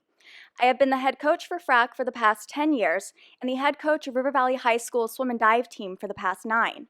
I am a graduate of UC Davis and currently work as a high school math teacher at River Valley. And I am also the lifeguard instructor at Gaucher Aquatic Park. I am quite vested in the youth of this community. FRAC has been a part of this community since 1968. 1968. Over 50 years, and here we are in danger of closing our program. FRAC did a lot of good things for me. I joined when I was 7, and it instilled in me a sense of pride, discipline, and the ability to manage my time wisely. It also exposed me to lifetime experiences that I would not have had otherwise. Memories like these are what inspire me to give back and ingrain the same sort of passion into our young athletes. I love coaching both FRAC and River Valley High School. A typical workday for me consists of 13 hours working with children. I see firsthand how joining an extracurricular activity boosts confidence levels, allows children to find something they love, and enables our youth to become the very best versions of themselves. Depriving them of this joy for nearly half a year will hinder their abilities to grow as athletes and, more importantly, as young adults. Many of our athletes will be forced to either join another swim team in a different community or quit the sport entirely and move on to something that is not as enjoyable for them. It was extremely disappointing to me to learn that a very small group of people would make such a large and important decision for our community, especially because none of us were given the opportunity to weigh in on the issue with our own thoughts. Have you ever spoken to the lifeguards who protect the participants at Gaucher Aquatic Park? The very people who are at risk of losing their job if the pool closes? If so, they would tell you that they undergo a strenuous, yet highly informational, 26-hour course that enables them to keep our community safe. These lifeguards would also tell you that their monthly in-service training requirements are necessary in keeping their skills at a test-ready level. It is this type of ongoing training that assisted our lifeguards in executing the proper skills during a major emergency at our facility on July 20th. Our guards handled this situation beautifully, but it is because of the ongoing training and experience. Without having in-service trainings for 5 months, our guard skills will no longer be maintained at a test-ready level. When the pool plans to reopen in February, additional training will need to be completed in order to ensure the safety of our guests. When I looked up the City of Yuba City's website, I found a piece that read, "Residents and visitors of Yuba City enjoy a wide variety of outdoor recreation and family-friendly venues, including beautiful parks and a state-of-the-art aquatic center." How state-of-the-art will it be after sitting vacant for 5 months? That same website also claims that the city is proud of our community and its people. I beg you to back that statement here tonight. Be proud of our lifeguards. Be proud of our seniors and our FRAC swimmers. Back them and support our pool. Please help us to keep doing what we are doing. We are making a difference in people's lives, and that has to count for something. Thank you for hearing me out, and thank you for giving us the special meeting tonight.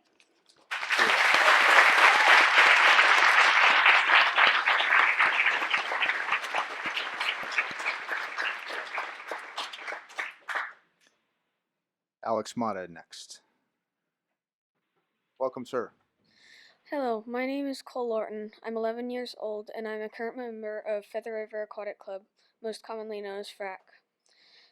Thank you for letting me speak today with you about Gaucher Aquatic Park. I'd like to start with why this means something to me. Well, first of all, this is the one sport since I was 5 that I actually enjoy without having to have my best friend in it. Swimming is the only sport that I love out of all the other sports I tried. This team has impacted me greatly. It has made me stronger, faster, and has increased my endurance. Everyone on my team is kind and supportive. How can I continue my goal of reaching a junior Olympic time if you close the pool? How do you know the next Michael Phelps isn't me or someone on my team? If FRAC closes, I would feel troubled, sad, confused, angry, and disappointed in the city council for doing this. I've seen pictures of what could happen to pools if not maintained. They get destroyed. I just don't understand why you'd do such a thing, especially to the hardworking lifeguards and coaches that got no warning whatsoever that they might have to get a new job. I've seen them work, and I can tell that to them this is not just a job. To them this is everything.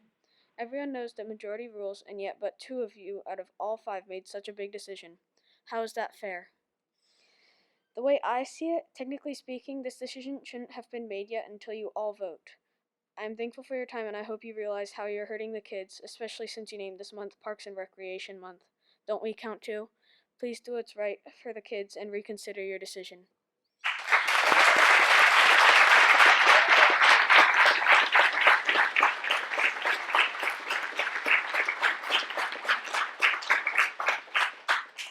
And forgive me if I mispronounce, but Sena Minshu is next. Am I mispronouncing? Welcome, Alex. Hello. So I'm Alex Mata. I'm one of the employees at Gaucher Aquatic Park. I've been working there for the last 6 years, and I've had the pleasure of seeing a lot of these kids come through FRAC, and I'd just like to say something on their behalf, and at the end, I'd like to say something about some of the lifeguards and the employees that also work there. So the value of FRAC holds a lot in this community. I feel like it's invaluable. I mean, I've been witness to that, obviously, as I said, for the last 6 years. I've seen swimmers go off to college and become Division I swimmers, and having part of that college paid for, especially in a community such as ours, is magnificent. I've seen kids brought in to the family of FRAC and just change their total demeanor. I've seen kids earn a lot of the things that they've deserved to earn. I mean, they've gained a lot in discipline. They've gained a lot in just overall human kindness. I've seen it. As has been said before, the closure of the pool is going to end FRAC. And a lot of these people, there's not a lot of places for them to go. There's people that are not going to be able to make that commute to, say, Roseville or Sacramento, that are going to have a place for them to actually swim and compete in events that is going to make them better swimmers. So the availability of this pool means a lot, especially the family. Like, look, you see all these people in here. This is a family, obviously. I mean, we don't all have the same shirts for no reason, right? Everybody means a lot to everyone here, and taking away FRAC is going to take away part of that family for sure. Lastly, I'll talk about the lifeguards and the people that I've had the pleasure of working with over these last 6 years. If the off season goes away, a lot of these people are not going to have the job opportunities that they're going to have. I mean, the pool has been really good with being flexible with the schedules, especially the busy schedules of a high school student, especially a junior and senior about to go into some of the most important parts of their lives. Them having to find another job is obviously just another task that's going to be put on that plate, and maybe they're not going to be as flexible with those hours. And also, with the closure, the test-ready skill levels is a big thing. I was one of the people that was there during that incident, and a lot of these people acted on what would be like base instinct after doing all these trainings that I've been taking a hand of training them, and I couldn't be more proud of them for what they've done, but I don't know if we could be able to provide that kind of care without the upkeep. And the chances of a returning guard coming back after having a full off season of not working here is going to be low. They'll probably find another job, right? Because they're going to need one. And the chances that they're going to come back to this job after they've already established themselves somewhere else, I believe would be very low. Thank you for hearing me out, and thank you for all for being here.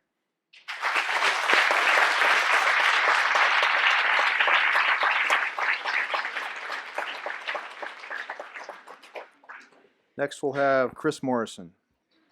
I'm Sina Minshu, also known as the Gladiator. Thank you so much. I can see why. Thank you for hosting this special session for us to talk about this. This is important. I'm a member of the master's program at the Gap. I still remember my first time getting in the pool in 2011, not being able to make it across the pool, and with the family that's standing back here and the Gap family, I'm now at the top of my age group coming out of swims at triathlon. It's amazing. So I'm a founding member and an officer of the board for the Yuba City Tri Club. We started accepting memberships in 2012, and we are up to 77 members this year in this Yuba City area. We train year-round. The tri-season goes till December and usually starts up in March. So the proposed 5-month closure would be a huge impact for the triathletes, as winter is when we're in the pool exclusively. We can't visit our local lakes and rivers because it's just too cold, even with a wetsuit. So we need to be in the pool working on our weaknesses. And it's a key time to work on those weaknesses leading into the tri-season. If we're not in the pool in the winter, we're behind our competition during the season. Swimming is also great. You know, I've heard a lot of conversation about recovery and joints and everything. Ending up tri-season in December. Fall is marathon season. It's good to get those athletes into the water to recover. So I ask you to consider all the programs that this proposed closure will displace and vote to keep the pool open year-round. Thank you.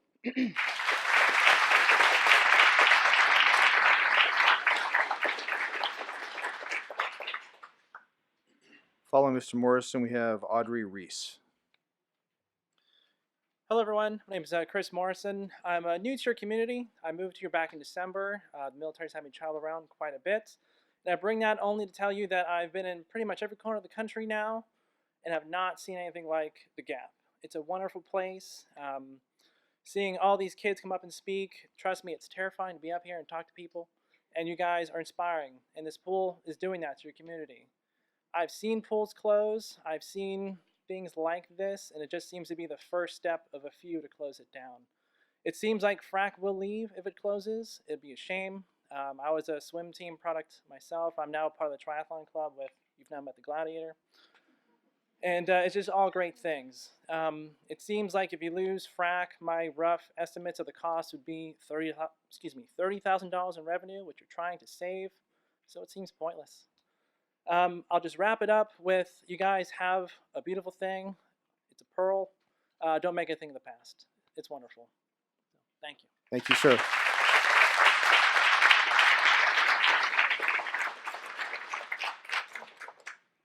Looks like probably your brother, Dallin's next after you. Dalen? Dad, sorry. Older brother. Welcome. Good evening. My name is Audrey Reese and I'm 11 years old. Today we gathered together to discuss the fate of our community pool. And I'm a part of the FRAC swim team. To an outsider, it may seem like an ordinary swim team, but I promise that if you look just a little bit closer, you might find a family. People of all backgrounds join together to form one big happy environment that I've been lucky enough to be a part of for the past 2 years. No swim team could ever replace my FRAC family, and I will be very sad if it comes to us parting ways just so the city can save some money for a few months. And as my fellow teammates have said in the past, closing the pool can mean opening the facility up to things like vandalism, which could end up costing more to repair than it's worth, which could end up being the end of Gaucher Aquatic Park and all of the community involved in it with it. In conclusion, please find a way to keep our pool open. Thank you for your time. Thank you.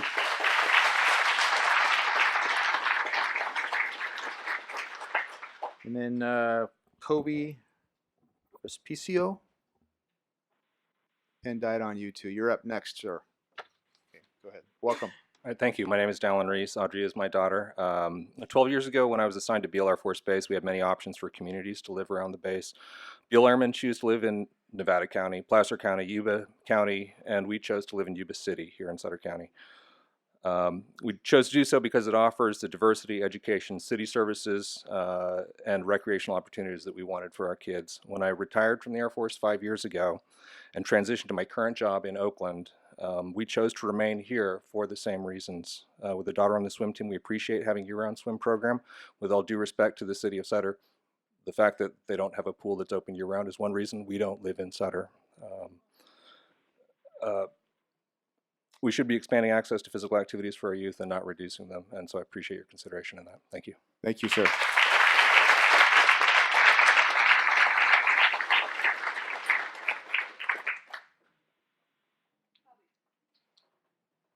Is it Cobby or is he in the bathroom? If he's in the restroom, let's have.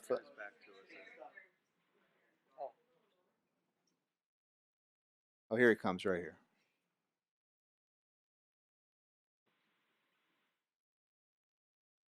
Simmer next.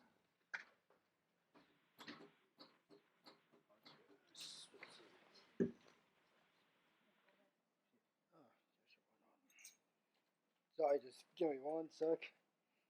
Didn't realize I was going up next.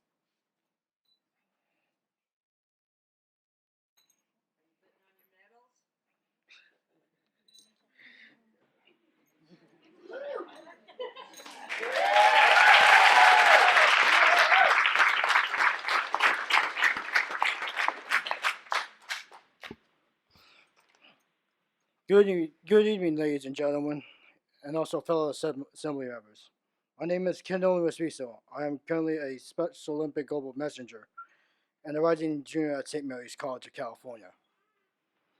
Before I received an honorary SB award in 2017, which I was one of 24 in the whole nation, before I was proclaimed by Stan Cleveland, who was sitting on the city council. Before a story was featured on me on ABC 10 News. And lately I received a gold medal in the 100 freestyle, 50 backstroke, 50 butterfly, and a silver in the 50 by medley at the Northern California Special Olympic Summer Games. These late achievements make me hopeful for the U.S. 2020 National Special Olympic Summer Games. Before all these achievements, I was not very good in sports because I lacked the coordination and the stamina.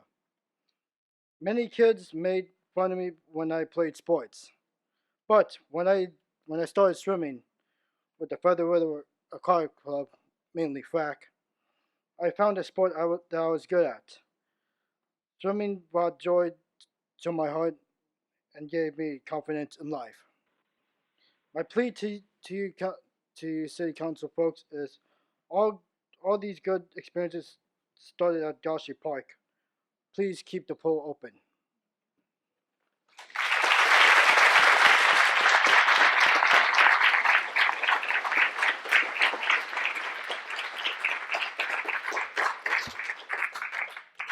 Thank you, sir. Kelly Swanson is on deck. Good evening, Mayor and members of the City Council. My name is Simra Soto and I'm 11 years old. I have been swimming at Gap for the past 5 years on a daily basis. Like many Yuba City swimmers, I started swimming lessons at Gap during the summer months and actually learned how to swim in a pool from frac coaches. Being on frac swim team has not only ignited my passion for swimming and other sports, it has also helped me organize my time in a productive manner. I have a set schedule for each day now and know exactly how much time I have to play around after completing my homework and before getting ready to go to Gap for swimming. If Gap closes, I won't have this schedule and probably will lounge around on my phone.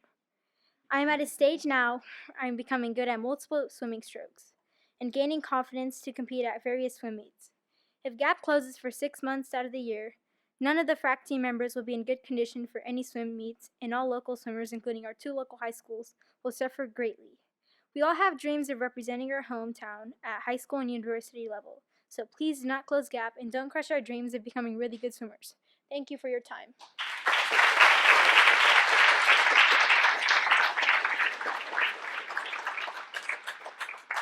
And after Ms. Swanson, we have Emma Tierra.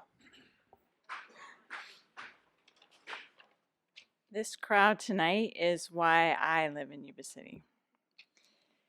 Thanks for having this special meeting this evening. My name is Kelly Swanson, a Yuba City resident, and I enjoy swimming at Gap from June or July through October. I'm a pretty warm weather person, even though I belong to a fitness club with 3 pools. Gap fulfills many recreational needs in the community. The community park includes areas for active and passive play, gathering spaces and cultural activities. The Aquatic Center provides much-needed water-related programs and meeting spaces for citizens. Gaucher Aquatic Park has become a premier venue for the region, a centerpiece for the city's park and recreation program. It reflects the wonderful river context that is Yuba City, demonstrates a simple, passive, sustainable design approach, and also a strong commitment by the city for passive and active recreational leisure and for decades to come. This description, something for which Sutter County and Yuba City should be proud, was written by the Aquatics International staff and is posted on the aquaticsinternational.com website. How do we keep GAP open all year? Is grant money available, for example, from the Sutter County Children and Families Commission? There's a grant open right now for that. Community sponsorships. Can businesses adopt a lane? Have solar structures. I guess we now have solar structures. I didn't know that. Have solar structures like we've seen at New Earth been considered for shade structures over the picnic benches and bleachers? As a former teacher, having end-of-the-year school parties at GAP was something my students look forward to. Maybe reduced rate school outings could be offered in August, September, and into October. I say reduced rates to draw teachers out of their classrooms at that busy time of year. But a day at the pool could be a great way to bring a class together. Thanks for all the work you do and for providing time for the community to share our ideas and concerns. Thank you, ma'am.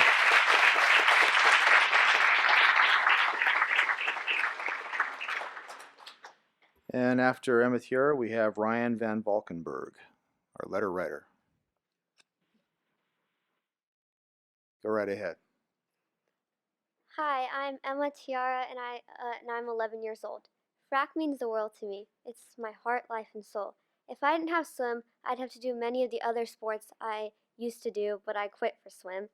This team's impacted my life so much. I've met wonderful friends, and there are fantastic coaches. Even the lifeguards are nice to everyone. I have found my passion, and I wouldn't want to do anything else. I've been swimming at Gap for 2 years now, and when you first go there, you never want to leave. And if it closed, I would lose a place I consider my second home. Many people would be devastated if Gap closed, including me, so please don't shut it down. Thank you for your time. Thank you.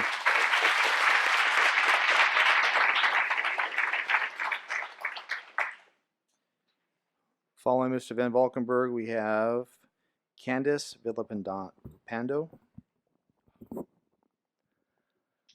My name is Ryan Van Valkenburg. I'm 15 years old. I've been a part of FRAC since I was 5 years old, and I've been swimming with FRAC year-round for the past 4 years. I also swim for River Valley High School. Like most little kids, I tried many other sports, but the one sport I fell in love with was swimming. My family was so happy we had a stable, year-round swim team with great coaches in Yuba City. I found not just a team here, but a family.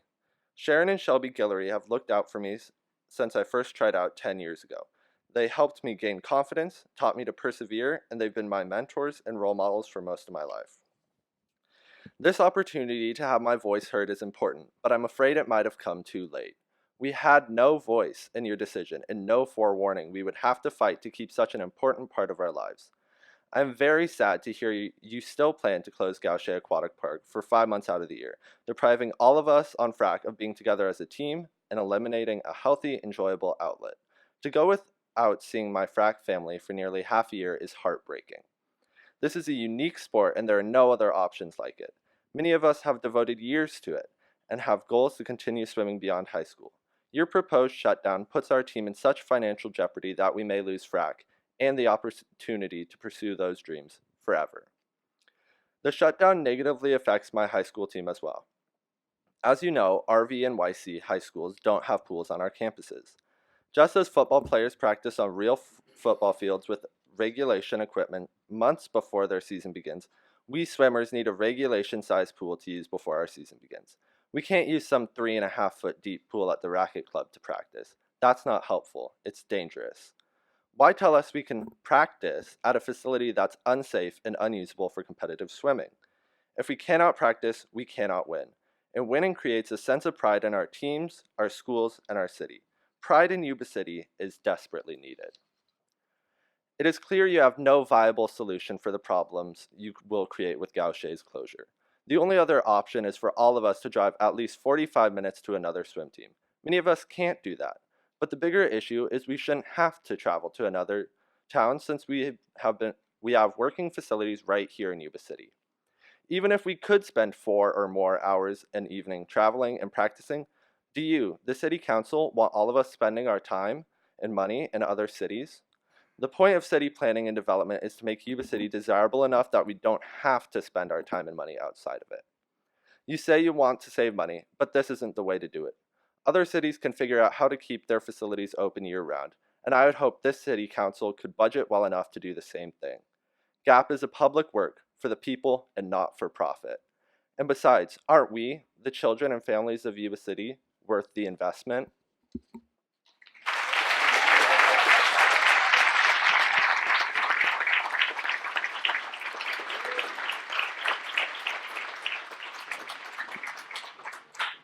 And after Candace is John Buckland.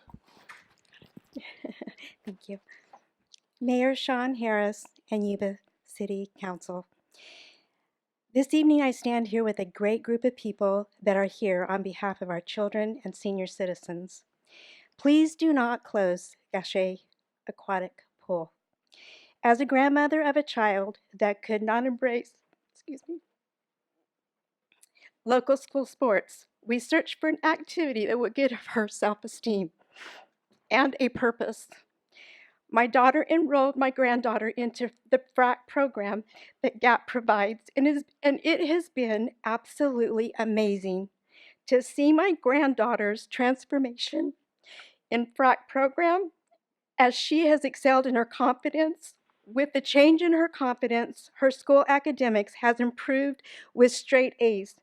Sharon and the staff is committed to this program to successfully see FRAC children go forward in this program. I understand your concern for the city budget, but GAP is not the program to discontinue. I know many of you on this board have children, grandchildren, a family and friends that utilize GAP. Some of you that sit here have your children active in many sports, and I am certain you as parents, grandparents, have been proud to see them compete and excel. If the programs that your children are involved in were to be taken away, I am certain all of you would be devastated, and it would be you standing with all of us here now. So I ask all of you to please not let our children and our senior citizens down in this community. Please keep GAP open. Thank you for your time.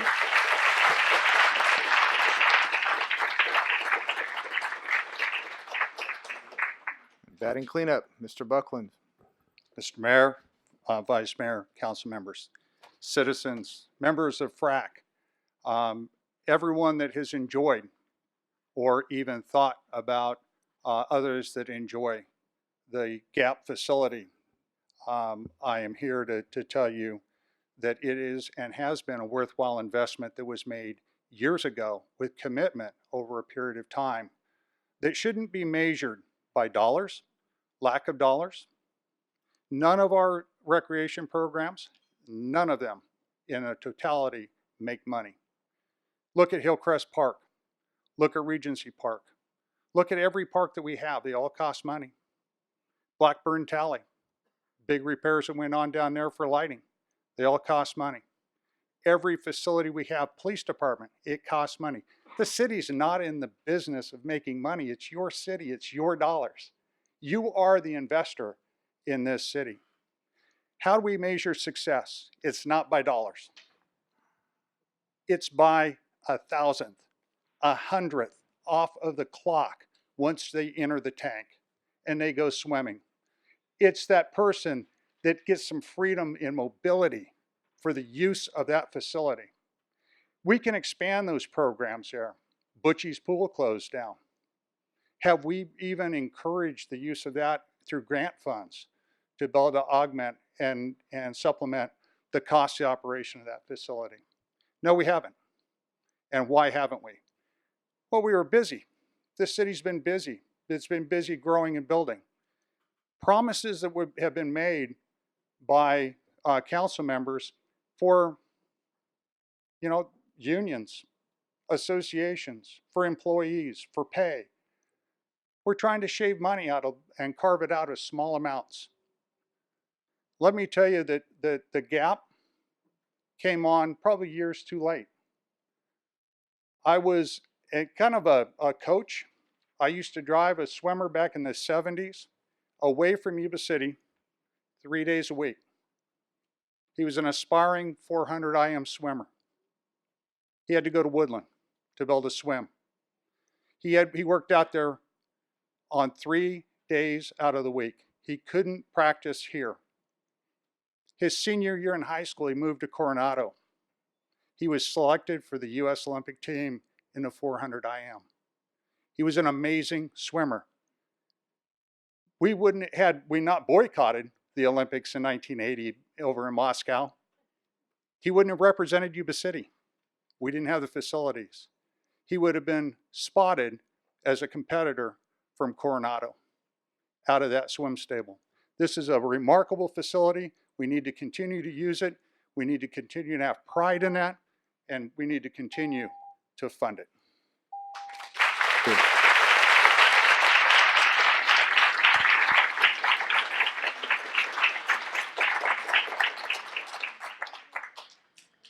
All right, that's the last speaker card I have. Does anybody care to speak that did not happen to fill out a card? Feel free if you would like to. Okay. I will bring it back to council for comments. Through the mayor. Yes, sir. First, I'd like to re-acknowledge Karen Cardicelli for her foresight, and those are the other members of the council that brought the gap to us. It is truly a jewel for the community. And I think, once again, thank you for bringing that to us.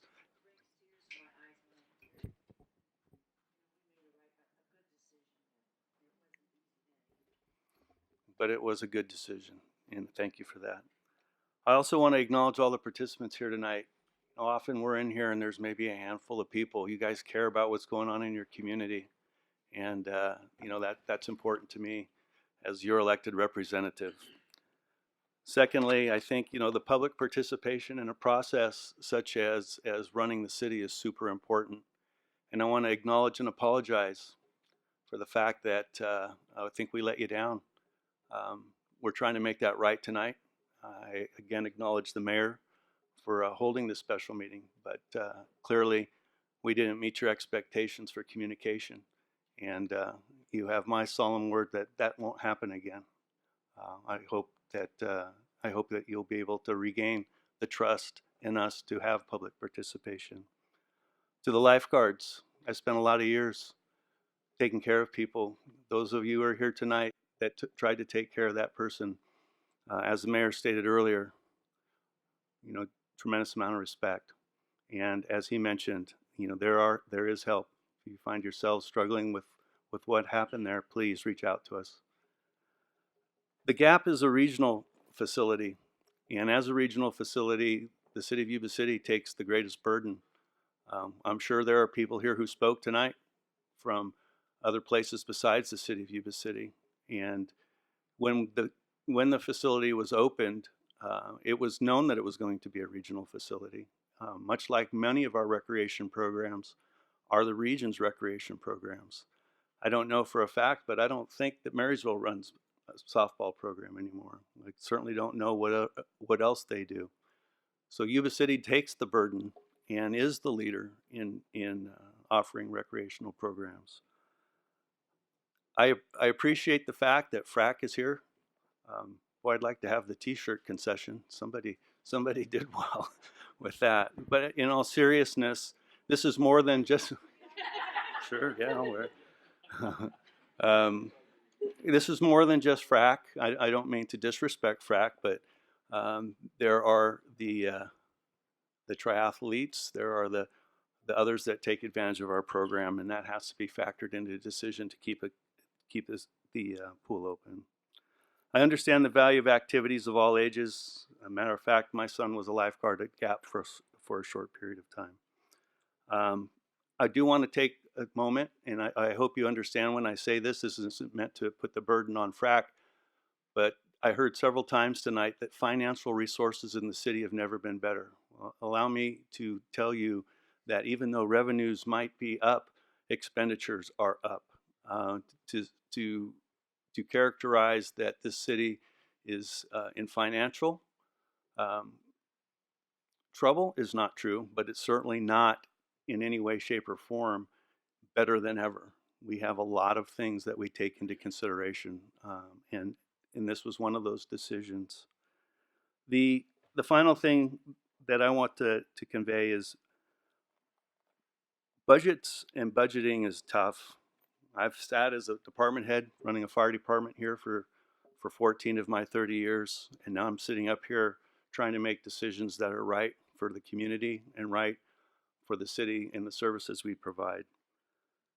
I think that we owe it to talk about, as we did tonight, take your input, and also try to find solutions to try to keep the gap open for as long as we can possibly keep it open. I look forward to coming up as problem solvers. I think this council has that commitment, and looking for solutions that will lead to the ability to keep the gap open year round. And with that, thank you.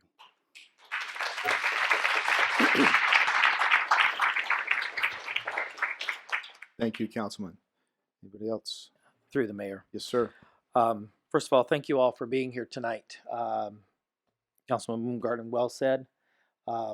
There was an element that this council did let the city down, and hopefully we can rebuild that trust and that partnership over time, because one of the things we set out with and from the beginning is making sure that the community had a voice and was heard, because we had heard that over the years that voice had been silenced, and we wanted to make sure it was still there. And this process, a lot of us were caught off guard. Even 5 of us sitting here at this dais was a little caught off guard as well. So, Mayor, thank you for taking care of the water there, and then thank you for having this tonight. So I want to get back to a couple of things real quick. First of all, Mayor Cardicelli, thank you for your vision again years ago. This aquatic park is a jewel of the city, no doubt.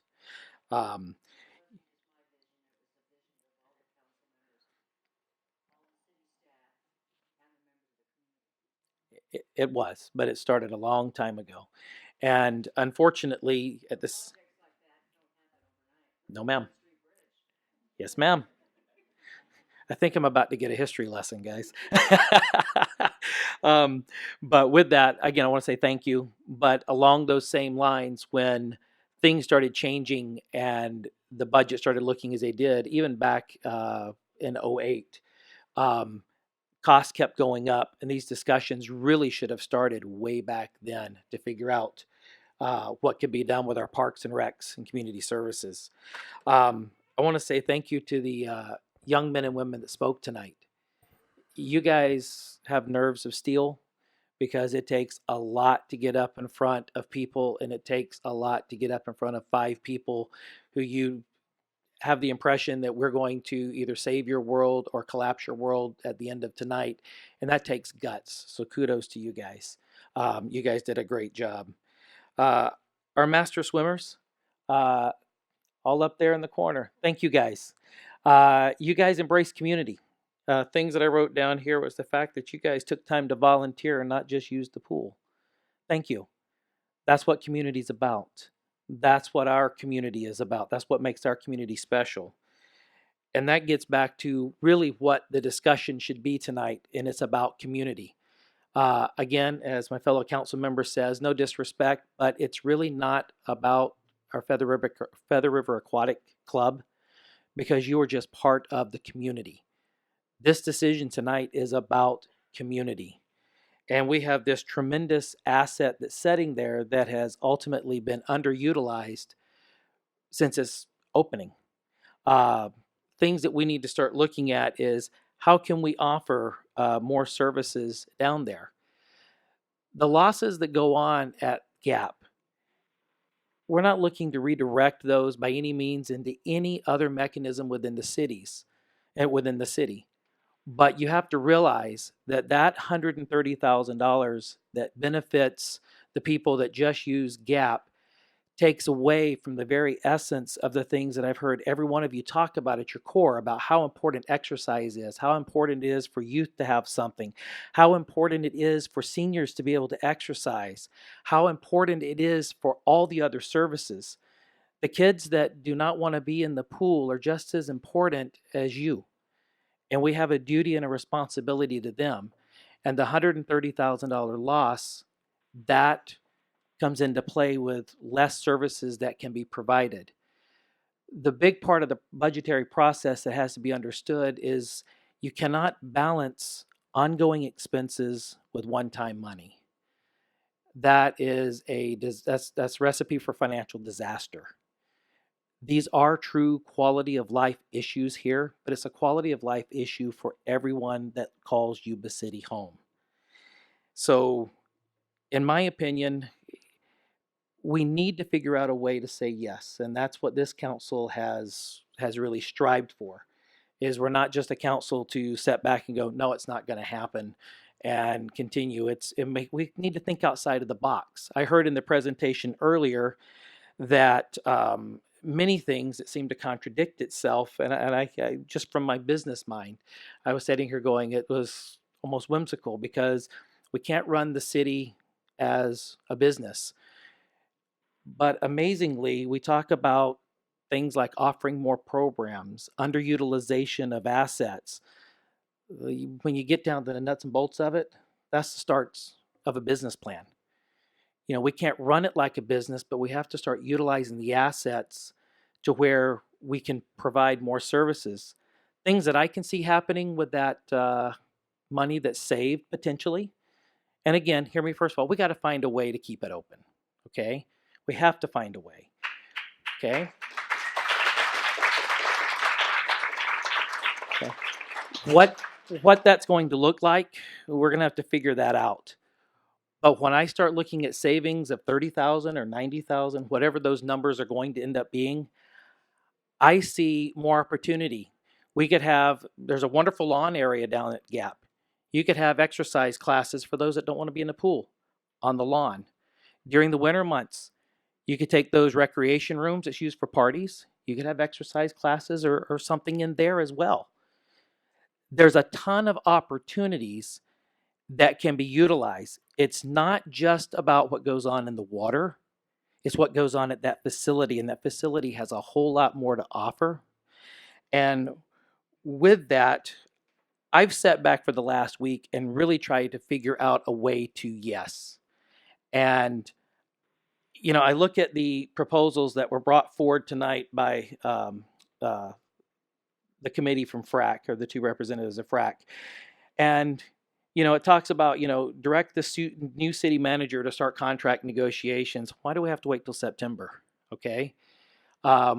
We can look at that. Secondly, I really think that, Mr. Mayor, what we need to do is look at our program fees as a whole. We have to find a path that is fair and equitable to everyone. We've got the school system using the pool. We've got FRAC using the pool. We've got the senior swimmers. We got the triathlons, triathletes. I know I just butchered that, but you guys, where did the gladiator go? She was up there. But that's it. Mr. Mayor, Mr. Mayor, I'm going to need a ride home tonight, I think. But we need to look at something. We need to look at something that is fair and equitable for everyone, because quite honestly, Mayor, you should be paying the same type of fee that our seniors should be paying, that the triathletes should be paying, that the school should be paying, that FRAC should be paying. It should be fair and equitable to everyone. And if we can come up with some kind of solution along those lines, we can create a facility that's even better than what we have today and offer more for our community. And again, FRAC, no disrespect, but you are just part of our community. You're a loud voice. We've heard it the last 2 weeks. But you are part of our community. We're glad you're here. But we need to offer so much more down there. So my suggestion, and everything I've come up with, Mr. Mayor, is let's take a look at how our fees are based, what other services we could possibly offer at Gautier Aquatic Park.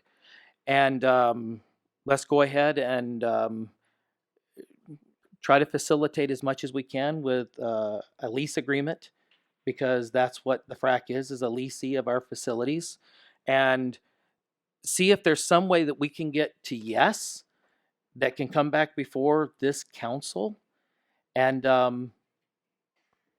rethink it. Who says we have to stay inside of the same governmental box that we've been in for 50 years? That's what we try to do, is think outside of the box. So Mr. McIntyre is here with us. You don't have to go to the podium. But the things that we're asking, I'm sure that you can appreciate what the council is asking, and you and your team, along with our city manager, can think outside of the box, and let's see what we can come up with in a few weeks. That would be my suggestion, because as long as it's fair, it's equitable, and we can close that gap any at all, that is more services that we can provide to more of our community. So, and that's my suggestion, Mr. Mayor. Thank you.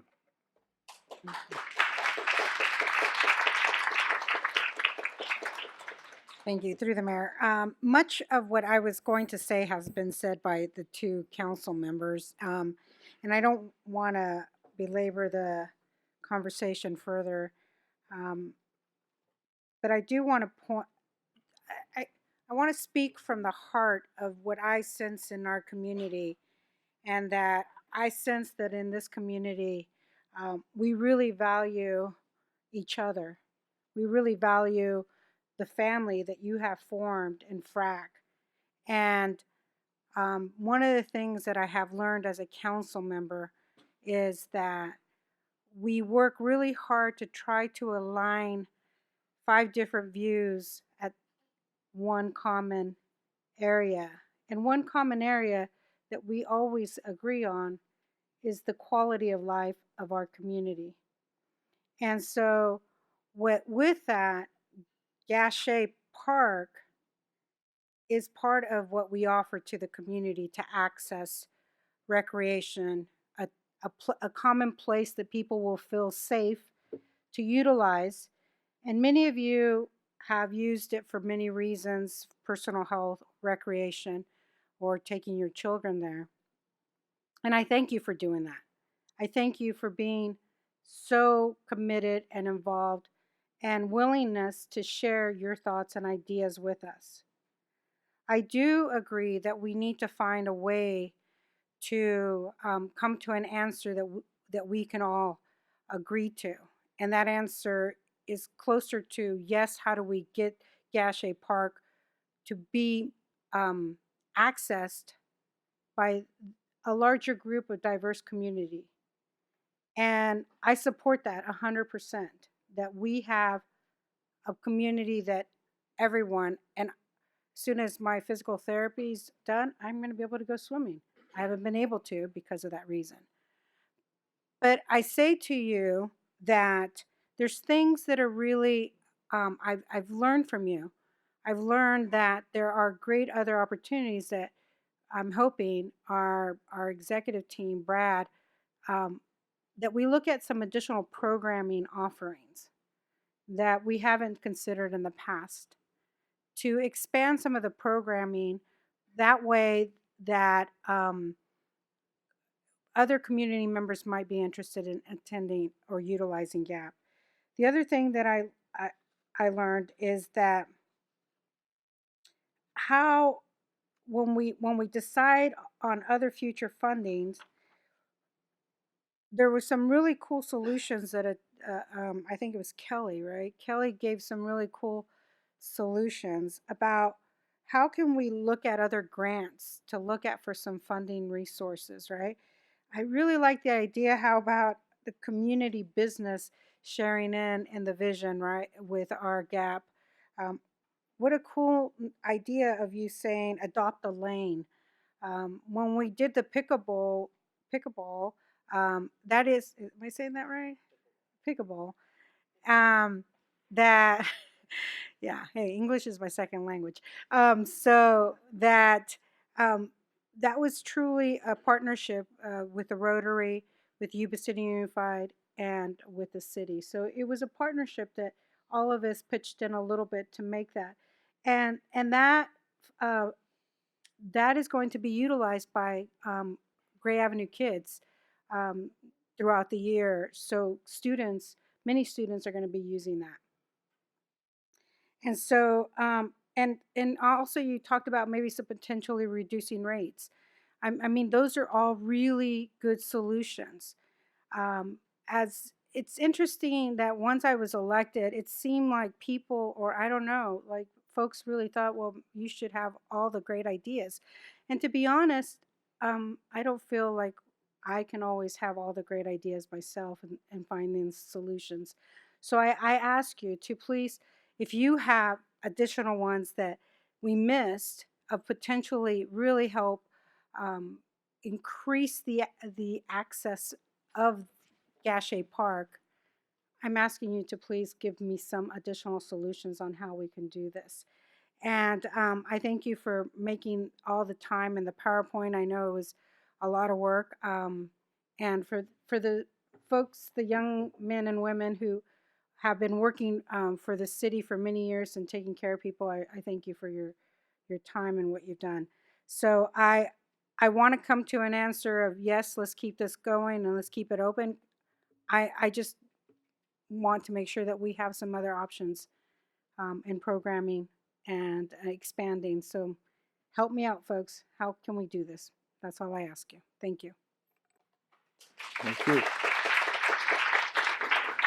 Hey, through the mayor. First of all, I want to thank all you folks for being here tonight. You guys could all be home, having dinner, watching TV, swimming and training, instead of being here tonight with us. Second of all, I'd like to apologize to all you folks for not paying better attention to the budget when it was presented to us back in June.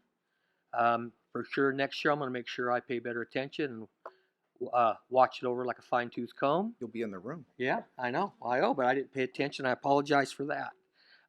The situation is we're talking cures for next year, and we need a cure within 30 days because within 30 days it's September 1st, and that's the presentation that was made a couple of weeks ago. We have a wonderful staff. We have a great E-team here. I'm sure that they can find some solutions that can bring this forward to us.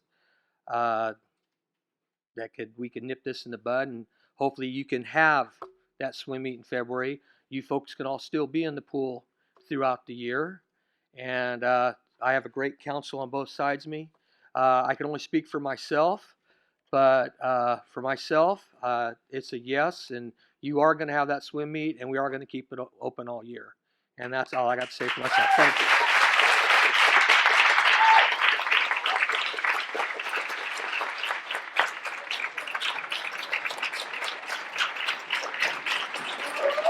Whoa.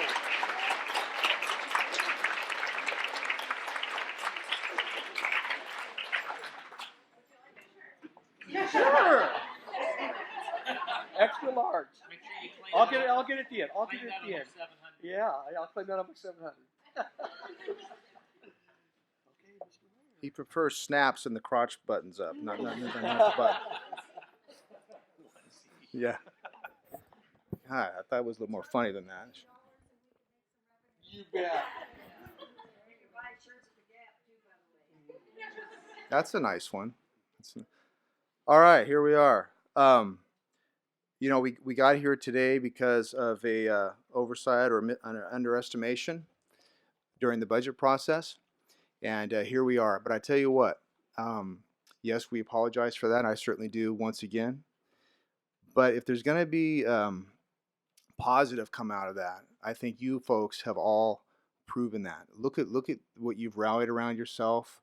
You've had to come together as a community, as a group. And it's really impressive, and this is what this process is all about. And it's great. And I want to go back to also acknowledge Mayor Carter-Selly. Thank you for being here. Thank you for your vision, your foresight that opened the gap in the first place and the role you played in that. It's awesome. It really is a gem of our community. It really is, and thank you for that. The young people who spoke today, you wouldn't have had an opportunity to speak in front of the city council. Your parents are taking pictures of you and everything. You preparing such a eloquent approach and the points that you've made.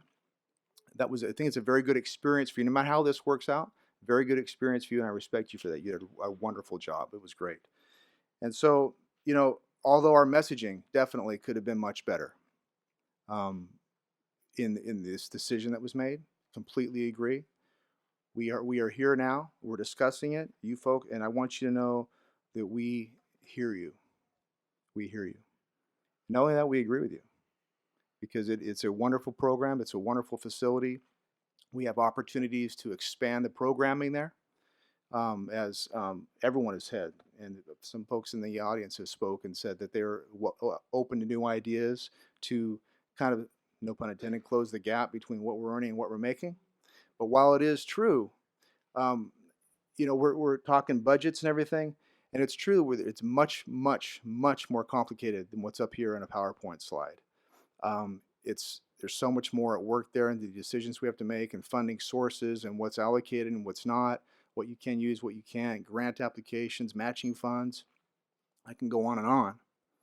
So we're trying to inform you about that. But I tell you what, in this process, you folks have turned around and informed us because it wasn't as simple as a simple number. There's much more at work here. And so you know what? I don't think we're just interested in keeping this open. I think we're committed. We really are. And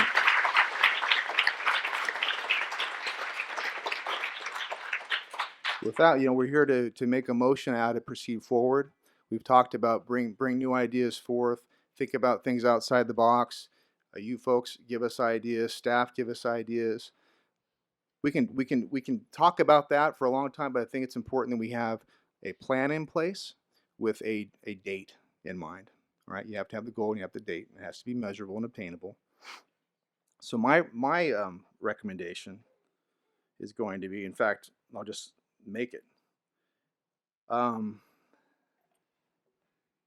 want to, first of all, I want it to be clear, there's not going to be a door locked at the Gap on September 1st. All right? Very important. And that's thanks to all of you.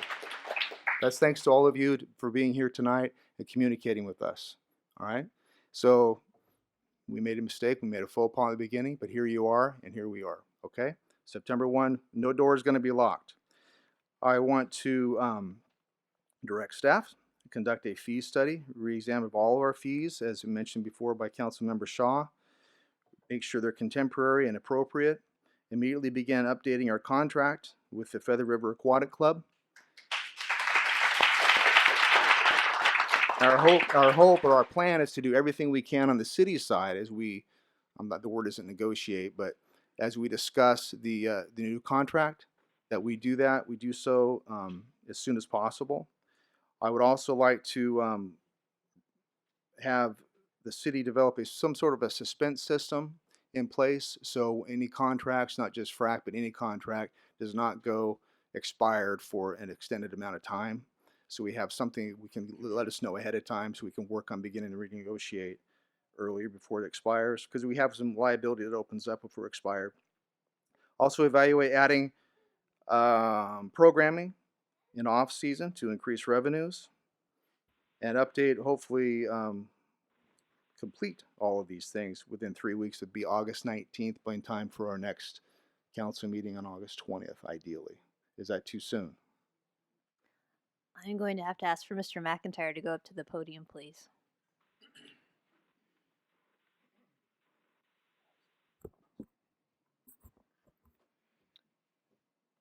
That might be a tough order.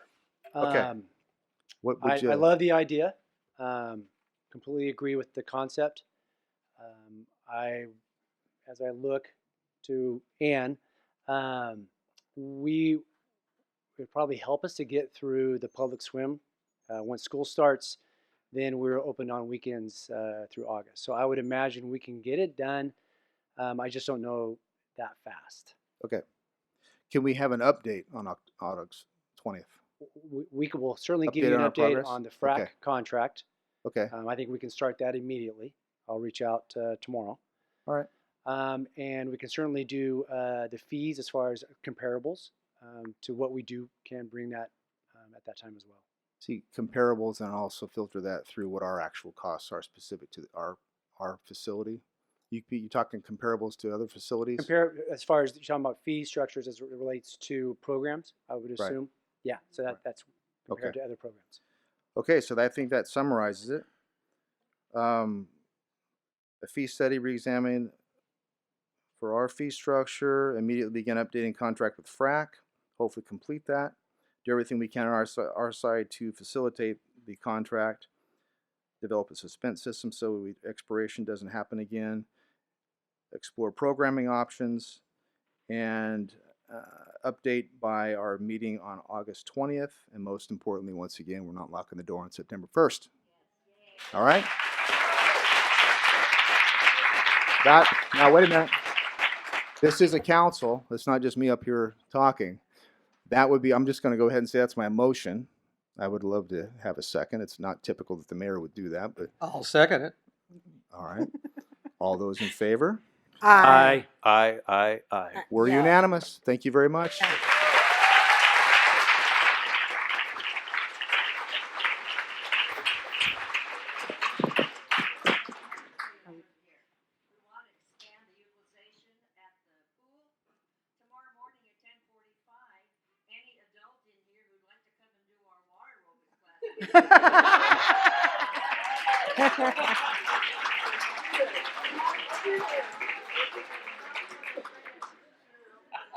Karen, if you saw me in a Speedo, you wouldn't be able to see the Speedo, but my belly hangs too far over.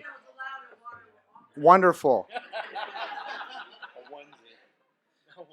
So really, it is quality of life, you guys, and it's community, and it's the system that we have here. I realize there's some frustrations that we caused, or I caused, but guess what? We came through it in the end together, and I think we're going to be all the better for it. All right? So thank you very much for coming tonight. All right. And we're going to adjourn to closed session.